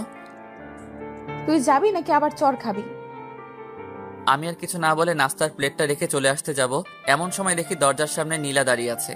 মনে হয় আমাকে চর মারার দৃশ্যটা দেখে ফেলেছে। লজ্জায় পুরো লাল হয়ে গেলাম। কিছু না বলে সোজা রুমের বাইরে চলে আসলাম। এরপর নীলা ভিতরে গেল, যাওয়ার পর বলল, তুই ওনাকে চর মেরেছিস কেন? ভালো করেছি। ও আমার কাপড় চেঞ্জ করেছে কেন? সে করেনি, আমি করছি। মানে? তুই জানিস কালকে রাতে তোর অনেক জ্বর আসছিল, উনি তোর মাথায় জল পড়তে দিয়েছে। জ্বর না কমার কারণে সারা রাত তোর মাথায় পানি দেয়, পানিগুলো তোর শরীরে গিয়ে পুরো শরীর ভিজে যায়, ঠান্ডা লেগে যাবে সেজন্য সকাল সকাল আমাকে কল দিয়ে আনে, আর আমি তোর কাপড় চেঞ্জ করি। আর তুই কিনা না জেনে ওনাকে জ্বর দিলি। তোর ভাগ্য অনেক ভালো যে ওনার মতো স্বামী পেয়েছিস। এই কথাগুলো বলে নীলা বাইরে চলে আসে। আমি তন্নির মাকে কল করে ওর অসুস্থতার কথা জানালাম। তারপর কিছু না বলে সোজা অফিসে চলে গেলাম। এরপর থেকে তন্নিকে আর কোনো কল দেই না, ওর আম্মুকেও দেই। মাঝে মাঝে ওর আম্মু কল দিলে খবর নেয়, জাস্ট এতটুকুই। কয়েকদিন পর বাবা মা চলে আসে, এসে আমাকে বলে, কিরে বৌমা কই? ওর বাপের বাড়ি। তা তুই কি এতদিন ওখানে ছিলি? না, মাঝে মাঝে যেতাম। চুপ করে বেয়াদব, তুই কি ভাবছিস আমি কোনো খোঁজ খবর রাখি না? ঘরে বউ রেখে অন্য মেয়ে নিয়ে ঘুরতে তোর লজ্জা করে না? বৌমা আমাকে সবকিছু জানিয়েছে। বাহ, ফকির নিজের দোষ না স্বীকার করে আমাকে ফাঁসিয়ে দিল। জানি বাবা, এখন সত্য কথা বললে বিশ্বাস করবে না, তাই বলেও কোনো লাভ নেই। এরপর বাবা বললেন, এখন ওদের বাসায় যা, আর তন্নিকে তোর সাথে করে নিয়ে আসবি। কিন্তু বাবা এখন তো। কোনো কিন্তু নয়, যেটা বলছি সেটা। এখন তো রাত হয়ে গেছে, এখন কিভাবে আনবো? কালকে সকালে নিয়ে আসলে হবে না? গর্দভ, এখন আনতে কে বলেছে? এখন তুই যাবি, রাত থেকে কাল সকালে চলে আসবি। আমি কিছু বলতে যাব, এমন সময় বাবার দিকে খেয়াল করে দেখলাম রেগে আছে। আমি আর কিছু না বলে রেডি হয়ে ওদের বাসার উদ্দেশ্যে রওনা দিলাম। রাত প্রায় 9:30। আমি তন্নিদের বাসার সামনে দাঁড়িয়ে আছি। কলিং বেল দেওয়ার সাথে সাথে দেখলাম তন্নির মা এসে দরজা খুলে দিল। তারপর বলল, বাবা আসছো? পথে কোনো সমস্যা হয়নি তো? না, কোনো সমস্যা হয়নি। আচ্ছা বসো, খাওয়া দাওয়া করে নাও। তন্নিও বসে আছে, বাট আমি কিছু বলছি না দেখে সেও বলছে না। খাওয়া দাওয়া শেষ করে রুমে গেলাম, গিয়ে একটা চেয়ারের উপর বসে আছি। একটু পর তন্নি এসে দরজা লাগিয়ে দিল। আমাকে বলল, সরি। সরি কেন? সেদিন রাতের ঘটনার জন্য। আমি ভাবছি তুই আমার সাথে। থাক, বলতে হবে না, আমার কপালে ওগুলোই ছিল। তুই ঘুমা, সকালে তাড়াতাড়ি যেতে হবে। তুই কোথায় ঘুমাবি? আমাকে নিয়ে তোর চিন্তা করতে হবে না, তুই ঘুমা। খাটে ঘুমা, আমি নিচে ঘুমাবো। কেন, তোর চর খাওয়ার জন্য নাকি তোর কাছে অপমানিত হওয়ার জন্য? সে আর কিছু না বলে ঘুমিয়ে পড়লো। আমিও একটা বালিশ নিয়ে নিচে শুয়ে পড়লাম। সকালবেলা ঘুম থেকে ছাদে গেলাম। তন্নিও আমার পেছনে পেছনে গেল। দেখে মনে হচ্ছে কিছু একটা বলবে, বাট বলতে পারতেছে না। এরপর আমি বললাম, কিছু বলবি? তুই কি সত্যি আমাকে ভালোবাসিস? পাগল নাকি? তোরে কেন আমি ভালোবাসবো? মিথ্যা বললাম, দেখি ও কি রিয়াক্ট করে। তাহলে এতদিন যে বললি তুই আমাকে ভালোবাসিস? মিথ্যা বলেছি, তোর সাথে থাকার বা কথা বলার কোনো ইচ্ছাই আমার নেই। তাহলে আমাকে নিতে আসলি কেন? আব্বু আম্মু বলেছে তাই, না হলে জীবনেও আসতাম না। বাহ, ভালো তো, নতুন কাউকে পেয়ে গেছিস। এখন তো আর আমার দরকার নেই। তোর দরকার কখনো ছিল না, থাকবেও না। আদিবার সাথে আমি খুব ভালোই আছি। রাগানোর জন্য বললাম। তনি আর কিছু না বলে চোখ মুখ লাল করে কান্না করতে করতে নিচে চলে যায়। মনে মনে বন্ধু আইমানকে ধন্যবাদ দিতে লাগলাম, ওর বুদ্ধিটা কাজে লেগেছে। এইরকম জানলে আরো আগে থেকে ইগনোর করতাম। যাই হোক, একটু পর আমিও নিচে গেলাম। গিয়ে দেখি তন্নি চুপ করে বসে আছে। আমি বললাম, রেডি হয়ে নি, বাসায় যেতে হবে। আমি যাব না, তুই যা। তোর ন্যাকামি দেখার টাইম নাই আমার। আদিবা বসে আছে, তাড়াতাড়ি রেডি হয়ে নে। বললাম তো আমি যাব না। ওকে, একটু পর নিজেই যাবি? তুই এখান থেকে যা, তোকে যেন না দেখি। চলে তো যাবই, এখানে তো থাকতে আসিনি।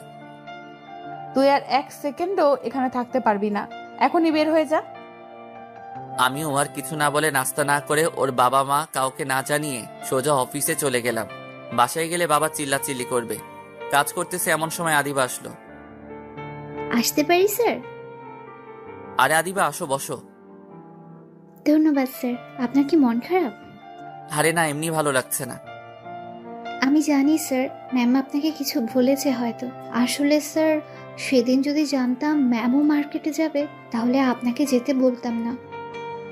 আরে দূর, এটা কোনো ব্যাপার না। এমন সময় বাবা কল দিল। আদিবা উঠে চলে গেল। এই কই তুই? আমি তো অফিসে। তোকে না বললাম বৌমাকে নিয়ে বাসায় আসতে? ও আসবে না বলেছে, সেই জন্যই তো আমি অফিসে চলে আসছি। চুপ কর বেয়াদব। ও আসবে না বলেছে নাকি তুই নিয়ে আসিসনি? মানে আমি কেন নিয়ে আসবো না? চুপ হারামজাদা, তোর নিয়ে আমাকে সবকিছু বলেছে। তোর লজ্জা করে না ঘরে বউ রেখে অন্য মেয়েকে নিয়ে ঘুরতে? আরে তুমি এসব কি বলো? সবগুলা মিথ্যা কথা। চুপ কর, তোর নিয়ে আমাকে সবকিছু বলেছে। মেয়েটা কখন থেকে কান্না করতেছে। আমি আর কিছু না বলে কল কেটে দিলাম। দূর, ফকিরনিটা বাবাকে আনিয়ে বানিয়ে কি বলল আল্লাহ জানে। নিজে সব দোষ করে এখন আমাকে ফাঁসাই দিছে।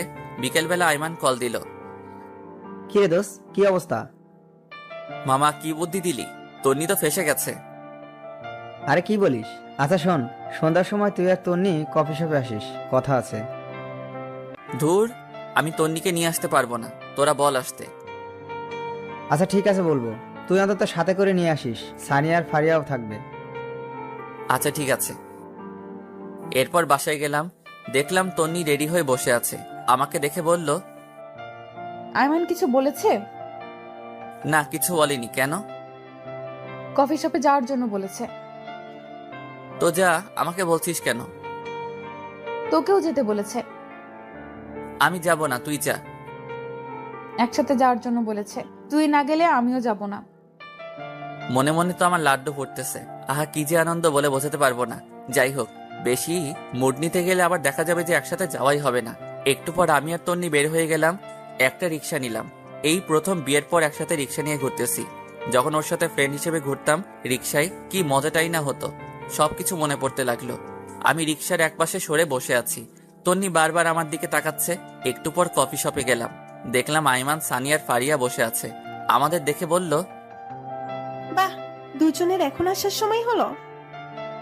না রে, একটু কাজ ছিল তাই। বুঝি বুঝি, কি এমন কাজ? তন্নি গিয়ে ফারিয়াকে জড়িয়ে ধরলো। এদিকে আইমান আমাকে ইশারা দিতেছে, বলতেছে কাজ হচ্ছে। এমন সময় সানি বলল, দোস্ত শোন, তোরা থাক, আমাদের একটু কাজ আছে, যেতে হবে। সে কি, মাত্রই তো আসলাম, কফিটা খেয়ে যা।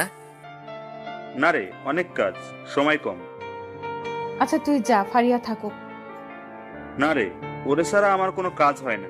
ওর কপালে চুমু না খেয়ে কাজে মন বসে না। চুপ কর ফাজিল। আচ্ছা তোরা থাক, পরে কথা হবে। এ কথা বলে ফারিয়া আর সানি চলে গেল। আইমানও কেমন জানি ছটফট করতেছে। আমি বললাম, কিরে তোর আবার কি হয়েছে? আসলে দোস্ত, বাসায় একটা কাজ ফেলে এসেছি, এখনই বাসায় যাওয়া লাগবে। মানে কি, তোদের সবার কাজ আছে আগে বলতি? তোরা না বললি একসাথে কফি খাবি? তোরা খা, আমি একটু আসি।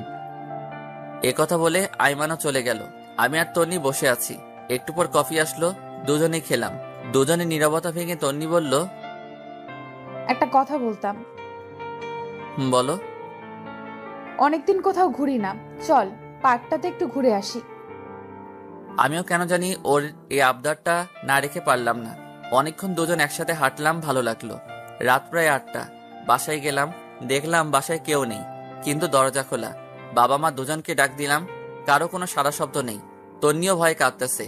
একটু পর নীরবতা ভেঙে শুরু হলো আমাদের দুজনের মুখের উপরের স্প্রে মারা। আর সবাই একসাথে বলতে লাগলো, happy birthday Tonni, happy birthday to you. বাবা মা, সানিয়া, আইমান আর ফারিয়া সবাই একসাথে। দেখে তো আমরা পুরাই অবাক। আমি নিজেও ভুলে গেছি আজকে তন্নির জন্মদিন, কিন্তু বন্ধুগুলার মনে আছে। সেই জন্য তারা কফি শপ থেকে তাড়াতাড়ি চলে আসছে। তারপর বড় একটা কেক কাটা হলো। তন্নি সবার প্রথম আমাকে খাইয়ে দিয়েছে, আমিও খাইয়ে দিয়েছি। এক এক করে সবাই সবাইকে খাইয়ে দিয়েছে। এমন সময় তন্নি বলল, এতগুলো আয়োজন কে করেছে? সবাই একসাথে আমাকে দেখিয়ে দিল। আমি তো পুরাই টাসকি খেয়ে গেলাম। আমি নিজেই কিছু জানি না, আর ওরা বলছে আমি করছি। সেদিন সবাই একসাথে খাওয়া দাওয়া করে নিলাম, ওদের বাসায় যেতে দেইনি। আমি, সানিয়া, আইমান একসাথে ঘুমাইছি, ফারিয়া আর তন্নি একসাথে ঘুমাইছে। পরে যে যার মতো চলে গেল। আমিও অফিসে চলে গেলাম। দুপুরবেলা আদিবা আমার রুমে আসলো। স্যার আসতে পারি? আসো, বসো। স্যার একটা কথা বলতাম। অবশ্যই বলো। আসলে স্যার আমার একজনের সাথে রিলেশন আছে। বাবা বিয়ের জন্য চাপ দিচ্ছিল, তাই আমি বাবাকে ফাহাদের কথা বলেছি। ফাহাদ আমার বয়ফ্রেন্ড। বাবা বলেছে ওকে নিয়ে বাবার সাথে দেখা করার জন্য। যদি আজকে বিকেলের জন্য আমাকে ছুটি দিতেন উপকার হতো খুব। আরে এটা কোনো কথা? তুমি আমাকে আগে বলবে না? ওকে যাও, দিলাম। ধন্যবাদ স্যার। আদিবা একটু কষ্ট করতে পারবে? জি স্যার, বলুন। তোমার পাশের আলমারিটার উপর একটা হলুদ রঙের ফাইল আছে, যদি একটু কষ্ট করে দিতে উপকার হতো। এতে কষ্টের কি আছে? এ কথা বলে আদিবা উঠে ফাইলটা নিতে গেল। আলমারি উঁচু হওয়ার কারণে সে একটু উপরের দিকে উঠে পায়ের আঙুলের উপর ভর করে ফাইলটা নিতে যাবে, এমন সময় পা স্লিপ করে উল্টে যেতে লাগলো। আমি তাড়াতাড়ি উঠে ওকে ধরে ফেললাম, আর এমন সময় তন্নি এসে উপস্থিত। আমাদের একসাথে দেখেই চিৎকার দিয়ে উঠল। দেখলাম হাতে একটা টিফিন বাটি, মনে হয় দুপুরের খাবার নিয়ে আসছে। ধুর শালার, কেন যে আদিবাকে ফাইলটার কথা বললাম। যদি না বলতাম তাহলে তন্নি হয়তো কিছু দেখতো না। আমি আদিবাকে ছেড়ে দিলাম। তন্নি রাগে চোখ মুখ লাল করে আমাকে বলল, ছি, তুই এত খারাপ? প্লিজ তুই শান্ত হ, আমার কথা শোন। কি শুনবো? নিজের চোখে তো সবকিছু দেখলাম। প্লিজ তুই আমার কথাটা শোন। চুপ কর। তোর মতো ফালতুর সাথে আমি কোনো কথাই বলবো না। ভেবেছিলাম তুই সত্যি আমাকে ভালোবাসিস। আমিও আস্তে আস্তে তোকে ভালোবেসে ফেললাম, কিন্তু তুই অন্য মেয়ের সাথে। ছি। আমি কিছু বলতে যাব এমন সময় আদিবা বলল, ম্যাম শুনেন, আপনার ধারণা ভুল। তুমি চুপ করো। লজ্জা করে না অন্যের স্বামীর সাথে এসব করতে? যত সব ফালতু। ম্যাম আপনি আমাকে যা ইচ্ছে বলতে পারেন, কিন্তু স্যারকে কিছু বলবেন না। স্যারের কোনো দোষ নেই। চুপ করো তুমি। সেদিন তো শপিং করতেও দেখেছি তোমাদের, আবার বড় বড় কথা বলছো। লজ্জা করে না? ম্যাম আপনাকে সেদিন রাতে আমি অনেকবার কল দিয়েছি সত্যিটা বলার জন্য, বাট আপনিই কল ধরেননি। সেদিন আমি স্যারকে জোর করে শপিং করতে নিয়ে গেছি। আসলে এখানে আমার কেউ নেই, স্যারকে ভাই ডেকেছি। একটা কাজিনের বিয়ে ছিল, প্রায় 6 মাস পর বাড়ি যাচ্ছি, তাই বাবা মায়ের জন্য কিছু জিনিস কিনতে যাচ্ছিলাম। আর আপনি সেখানে আমাদের দেখে ফেললেন। স্যারকে সবার সামনে চড় দিলেন। জানেন সেদিন আপনার জন্য একটা নীল শাড়ি আমি কিনেছিলাম। স্যার অনেকবার বলেছিল আপনাকে নাকি নীল শাড়িতে ভালো মানায়। আপনাদের বিয়েতে না যেতে পারে একটা নীল শাড়ি আমি আপনার জন্য কিনে স্যারকে দিয়েছিলাম। বিনিময়ে আপনি স্যারকে চড় দিয়েছেন, নয়তো অপমান করেছেন। সেদিনের কথা বাদ দাও, আজকেরটা তো আমি নিজের চোখেই দেখলাম। আজকে কি ছিল তাহলে? আমার একজনের সাথে রিলেশন আছে। বাবা চাইছে তাকে বাবার সাথে পরিচয় করিয়ে দেওয়ার জন্য। আমি স্যারের কাছে এসেছি বিকেলবেলা ছুটি দেওয়ার জন্য। স্যার আমাকে ছুটি দিয়েছে। আমি চলে যাওয়ার সময় স্যার ফাইলটা দিতে বললেন। আমি ফাইলটা নিতে গিয়ে পড়ে যাচ্ছিলাম, এমন সময় স্যার আমাকে ধরে ফেললেন। শুনেন, একটা কথা বলি, আপনার কপাল অনেক ভালো যে আপনি ওনার মতো একজনকে নিজের জীবন সঙ্গী হিসেবে পেয়েছেন। আপনার মতো মেয়ের কোনো যোগ্যতা নেই ওনার সাথে থাকার। নিজেকে তো অনেক কিছু মনে করেন, এগুলো বাদ দিয়ে ভালো হওয়ার চেষ্টা করুন। আদিবা এ কথাগুলো তন্নিকে বলে চলে গেল। দেখলাম তন্নির চোখে পানি চলে আসছে। আমি এতক্ষণ কিছুই বললাম না, চুপচাপ দাঁড়িয়ে দুজনের কথা শুনছিলাম। আদিবার কথাগুলো অনেক ভালো লাগলো। মনে মনে কয়েকবার ধন্যবাদ জানালাম। একটু পর তন্নি আমার দিকে তাকালো, চোখ মুখ লাল হয়ে আছে। তারপর আমাকে বলল, নিজেকে খুব চালাক মনে করিস তাই না? মানে? তুই কি ভাবছিস আমি কিছুই জানি না? কি জানিস তুই? এই যে এতদিন অবহেলার নাটক করেছিস, আমার সাথে খারাপ ব্যবহার করেছিস, নিজেকে হিরো ভাবছিস? মনে মনে ভাবলাম তন্নিকে এগুলো আবার কে বলে দিছে, শালা আইমাইন না বলে দিল নাকি? এরপর আমি বললাম, এগুলো সব মিথ্যা কথা। আমি যা করেছি মন থেকে করেছি। তোকে এই কথাগুলো কে বলেছে? তুই কি ভাবছিস এরা শুধু তোর ফ্রেন্ড? আমার ফ্রেন্ড না। পারি আমাকে সবকিছু বলেছে। শালার মেয়েদের পেটে কিছুই হজম হয় না। কি দরকার ছিল তন্নিকে এগুলো বলার? তারপর আমি বললাম, তোকে এই কথাগুলো ফারিয়া বলেছে? দেখ ওর কি হাল করি। কি করবি তুই ফারিয়ার? এ কথা বলে আস্তে আস্তে এগোতে লাগলো। আমি বললাম, কি ব্যাপার, তুই এদিকে কেন আসছিস? কেন এসেছি তাই না? দেখ একদম কাছে আসবি না, আমি কিন্তু চিল্লাচিল্লি করব। কর চিল্লা চিল্লি, দেখি কে আসে। আমি পিছাইতে পিছাইতে দেওয়ালের সাথে লেগে গেছি। এ কি করছিস তুই? বলার আগেই ঠোঁট দিয়ে আমার ঠোঁট চেপে ধরলো। আমার পুরো শরীরের লোম দাঁড়িয়ে গেল। কিছুক্ষণ এভাবে থাকার পর আমি তন্নিকে একটু দূরে সরিয়ে দিলাম। বললাম, এই তুই কি পাগল? এটা আমার অফিস, বেডরুম না। যদি কেউ দেখে ফেলতো? দেখুক, তাতে আমার কি? খাইছিস? মাত্রই তো খাইলাম। আরে দূর, এটা না। দুপুরে খাইছিস? না, তোর জন্য রান্না করে নিয়ে আসছি। তুই করছিস নাকি আম্মা করছে? দুজনেই করছি। তুই এত কথা বলছিস কেন? আচ্ছা ঠিক আছে, বলবো না। তুই ফ্রেশ হয়ে আয়, একসাথে খাবো। ওকে। এরপর তন্নি ওয়াশরুমে চলে গেল। আমি মনে মনে ভাবছি অবশেষে তন্নি লাইনে আসলো। হারামি বন্ধুগুলা না থাকলে হয়তো কিছুই সম্ভব হতো না। একটু পর তন্নি বাইরে আসলো। আমি একটা প্লেটে ভাত দিয়ে তাকে বললাম, এই ধর, খেয়ে নে। আমি খাবো না। কি আজীব, তুই না একটু আগে বললি খাবি? এভাবে খাবো না। তো কিভাবে খাবি? যদি কেউ একজন খাইয়ে দেয় তাহলে খাবো। আমি আর কিছু না বলে ওকে খাইয়ে দিলাম, নিজেও খেয়ে নিলাম। খাওয়া দাওয়া শেষে তন্নিকে বাসায় পাঠিয়ে দিলাম। তন্নি চলে যাওয়ার পর ফাইলটা নিলাম। এমন সময় আইমানের কল। দোস্ত, কি অবস্থা? আরে মামা, কি বুদ্ধি দিলি! তন্নি তো পুরো ফিদা হয়ে গেছে। আরে কি বলিস? আর তন্নির জন্মদিনে এত বড় একটা সারপ্রাইজ দেওয়ার জন্য ধন্যবাদ। আমি ভুলেই গেছিলাম ওর জন্মদিন। আরে মামা, সারপ্রাইজের কি দেখলা? আরো বড় সারপ্রাইজ এখনো রয়ে গেছে। আরে কি বলিস? কি সারপ্রাইজ, তাড়াতাড়ি বল। না, এখন না, বিকালে কফি শপে আয়, বাকিরাও আসবে, সবাইকে একসাথে বলবো। আচ্ছা ঠিক আছে। শোন, আসার সময় তন্নিকে নিয়ে আসিস। আমি সানি আর ফারিয়াকে বলে দিছি। আচ্ছা ঠিক আছে। এই কথা বলে কল কেটে দিলাম। অফিস শেষ করে বিকালবেলা তন্নিকে বললাম রেডি হতে। সে রেডি হতে চলে গেল। আমিও ফ্রেশ হয়ে একটা কালো শার্ট পরে বাসার বাইরে দাঁড়িয়ে আছি তন্নির জন্য। একটু পর তন্নিও আসলো, বা সেও কালো শাড়ি পরে আসলো। আমি দেখে আরো একবার ক্রাশ খেলাম। হা করে তাকিয়ে আছি। একটু পর তন্নির ঝাঁকানিতে বাস্তবে ফিরে এলাম। আমাকে বলল, এইভাবে হা করে তাকিয়ে আছিস কেন? মশা ঢুকবে। আরে না, আমি একটা কথা চিন্তা করতেছিলাম। কচু করছিলি? যা এখন রিক্সা নিয়ে আয়। তারপর আমি একটা রিক্সা নিলাম। আমি একটু দূরে সরে বসতে চাইলাম, কিন্তু আমার বাম হাতটা চেপে ধরে বসে আছে। একটু পর কফি শপে পৌঁছে গেলাম। দেখলাম সবাই বসে আছে। আমাদের দেখে সবাই দাঁড়ালো।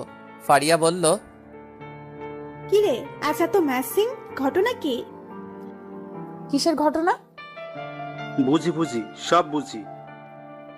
আচ্ছা, বুঝলে ভালো। এই হারামির দল, চুপ কর, সবাই আগে বস।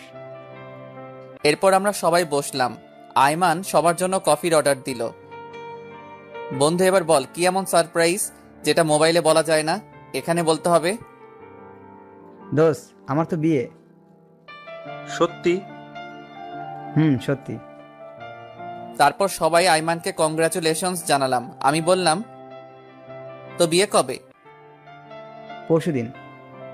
হারামের বাচ্চা, আগে বলিসনি কেন? দোস্ত, আমি নিজেও জানতাম না, আজকে সকালে আব্বা বলেছে। আচ্ছা শোন, কালকে তোরা সবাই থাকবি, অনেক কিছু কেনাকাটা করতে হবে। আমি পারবো না, তোরা সবাই আসিস। না পারলে তুই বিয়েতেও আসিস না। ওরে ভাই, কাঁদিস কেন? আচ্ছা ঠিক আছে, আসবো। আমার কথা শুনে সবাই হাসাহাসি করতে লাগলো। তারপর অনেকক্ষণ আড্ডা দিয়ে কথাবার্তা বলে বাসায় চলে আসলাম। আমি ফ্রেশ হয়ে বাবার সাথে কথা বলতেছি। তন্নি তখন ফ্রেশ হচ্ছিল। অনেকক্ষণ কথাবার্তা বলে রুমে গেলাম। দেখি তন্নি সোফায় বসে আছে। আমি যাওয়ার সাথে সাথে বলে, একটা কথা বলতাম। তো বল, অনুমতির কি আছে? আজকে খাটে ঘুমা, আমার কোনো সমস্যা হবে না। কেন, চর খাওয়ার জন্য নাকি? দেখ, এগুলোর জন্য সরি। তুই খাটে ঘুমা, আমার সমস্যা হবে না। দরকার নেই, তুই ঘুমা। এই কথা বলে আমি সোফায় ঘুমিয়ে পড়লাম। তন্নি মন খারাপ করে বিছানায় ঘুমিয়ে পড়ল। পরের দিন তন্নির ডাকে ঘুম ভাঙলো। উঠে ফ্রেশ হয়ে নাস্তা করলাম। রুমে যাওয়ার পর আইমান কল দিল। হ্যালো দোস্ত, কই তোরা? তাড়াতাড়ি আয়, আমরা সবাই ওয়েট করতেছি।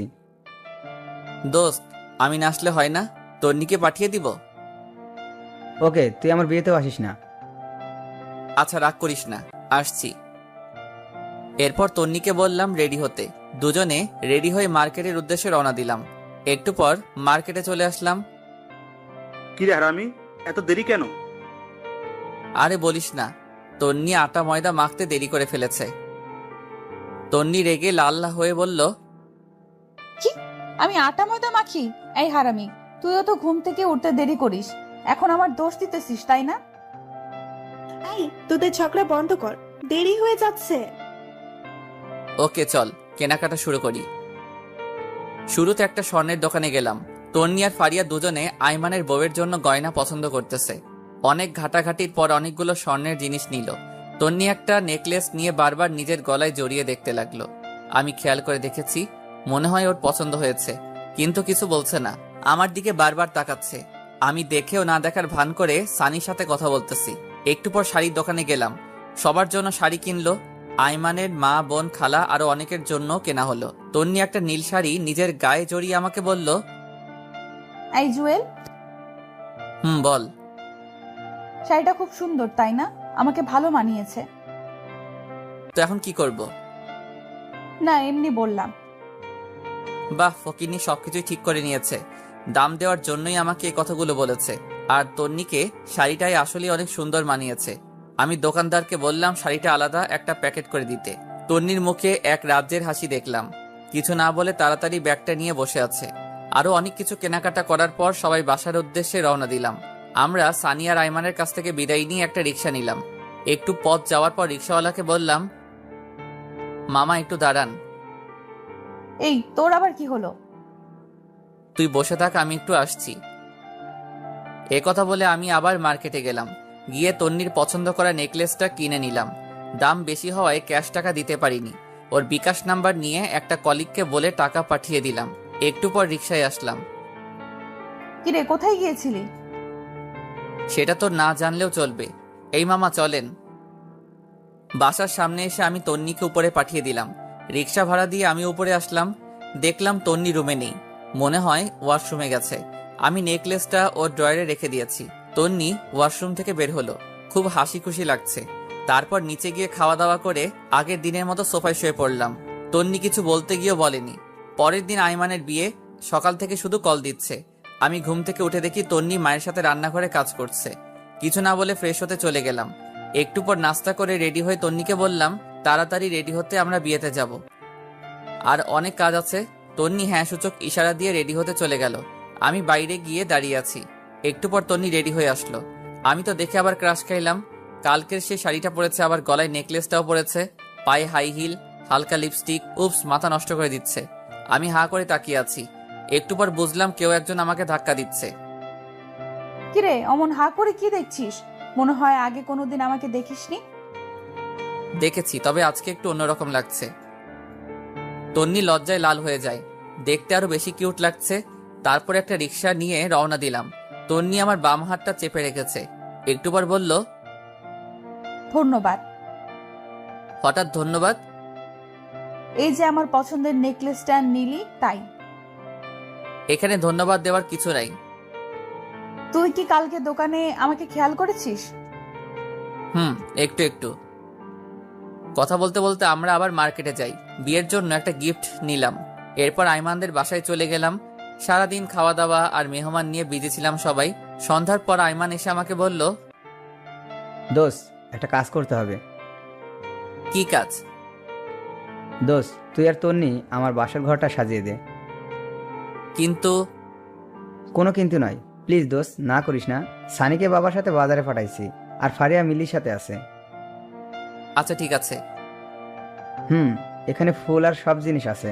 বাবা থাকলে বাবাই তোকে বলতো, আর আমার তো একটু লজ্জা লাগছে, তাই কাউকে বলতেছি না।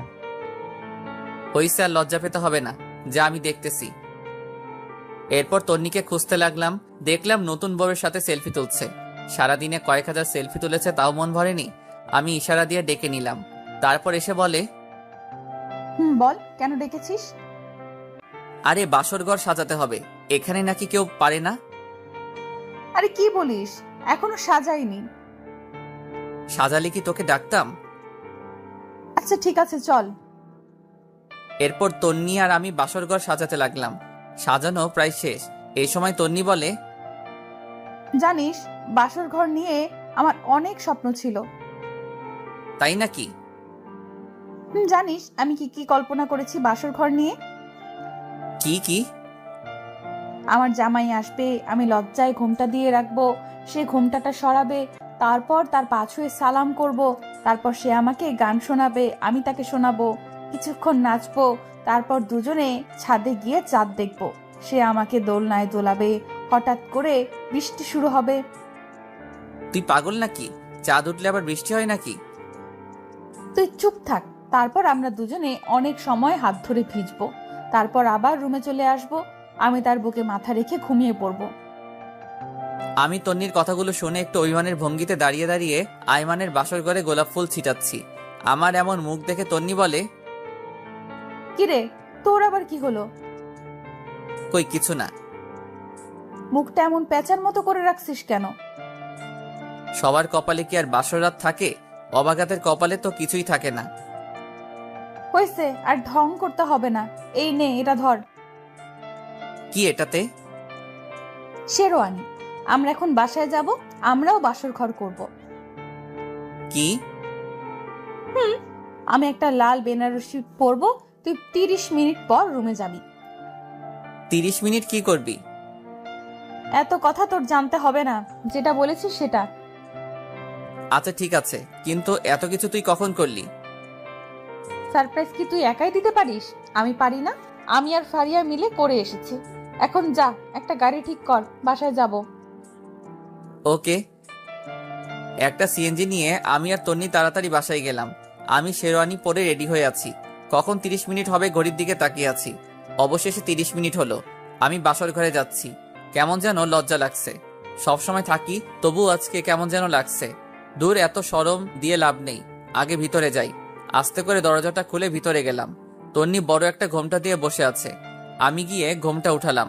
তন্নি খাট থেকে নেমে আমার পা ছুঁয়ে সালাম করলো। আমি বললাম, বেঁচে থাকো মা, স্বামীর সংসার নিয়ে অনেক সুখী হও মা। হাই হাই, এটা কি বললাম? মা কেন বললাম? তন্নি একটা গুতা দিয়ে বলে, এই কুত্তা, আমি তোর মা? এই না না, ভুল হয়ে গেছে, আর বলবো না। এই নে কান ধরলাম। ওকে, এখন একটা গান শোনা। এই আমি তো গান পারি না। কি বললি? আচ্ছা শোনাচ্ছি। ওকে।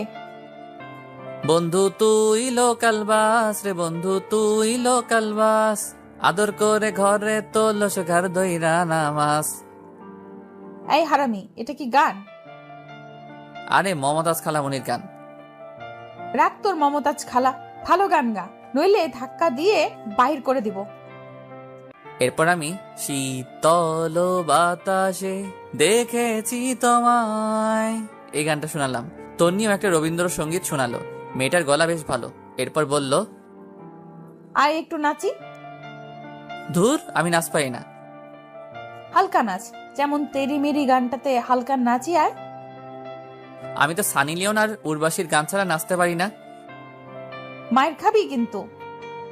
এরপর উড়া ধরা কিছুক্ষণ নাচ দিলাম। আমি তো হাসতে হাসতে শেষ। তন্নি বলল, চল ছাদে যাব। ঠিক আছে চল। এইভাবে না, আমাকে কোলে নিয়ে চল। কি আর করা, ওকে কোলে নিয়ে ছাদে গেলাম। একটু পর বললাম, এই তুই কি খাস? ওরে আল্লাহ, এত ওজন তুই! আর একটু হলে তো মারাই যেতাম। তন্নি কিছু না বলে আমার একটা হাত ধরে হাঁটতে লাগলো। আমারও অসম্ভব ভালো লাগা শুরু হলো। এরপর আমি তন্নিকে কোলে নিয়ে পুরো ছাদ ঘুরলাম। একটু পর শুরু হলো ঝুম বৃষ্টি। তন্নির ইচ্ছাটা উপরওয়ালা পূরণ করে দিল। দুজনে অনেক সময় ভিজলাম। হঠাৎ একটা বাজ পড়ার সাথে সাথে তন্নি আমাকে জড়িয়ে ধরলো। এভাবে কিছুক্ষণ চলার পর দুজনে নিচে চলে আসলাম। তন্নি ভেজা কাপড় চেঞ্জ করে আসলো, আমিও আসলাম। একটু পর বললাম, এই শোন, আমরা ফ্রেন্ড ছিলাম ঠিক আছে, কিন্তু এখন তো স্বামী স্ত্রী হয়ে গেছি। এখন আর তুই করে বলবো না, তুমি করে বলবো। ধুর না, আমি তুই করেই বলবো। কিন্তু কেন? আচ্ছা ঠিক আছে, সবার সামনে তুমি করে বলবো, আর এমনিতে তুই করে বলবো। আচ্ছা ঠিক আছে। আচ্ছা শোন, আমার না অনেক ইচ্ছা আমার টুইন বেবি হবে। তাই নাকি? তাহলে তো আমাকে ডাবল কষ্ট করতে হবে। কেন? একটা ছেলের জন্য যে কষ্ট করতে হবে, দুজনের জন্য তো ডাবল কষ্ট করতে হবে, তাই না? এই, তোর মতলব কিন্তু আমি বুঝে গেছি। তাই নাকি? তাহলে তো ভালো।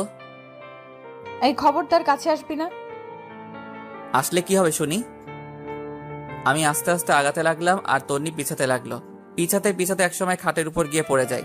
তন্নি লজ্জায় লাল হয়ে যায়, একটা কাপড় দিয়ে মুখ ঢেকে ফেলে। আমি কাপড়টা সরিয়ে ওর মিষ্টি মাখা ঠোঁটে আস্তে করে আমার ঠোঁট বসাই দিলাম। তারপর দুজনে হারিয়ে গেলাম অজানা এক রাজ্যে। থামেন, অনেক কিছু দেখে ফেলেছেন, এবার আমাদের একটু একা থাকতে দেন।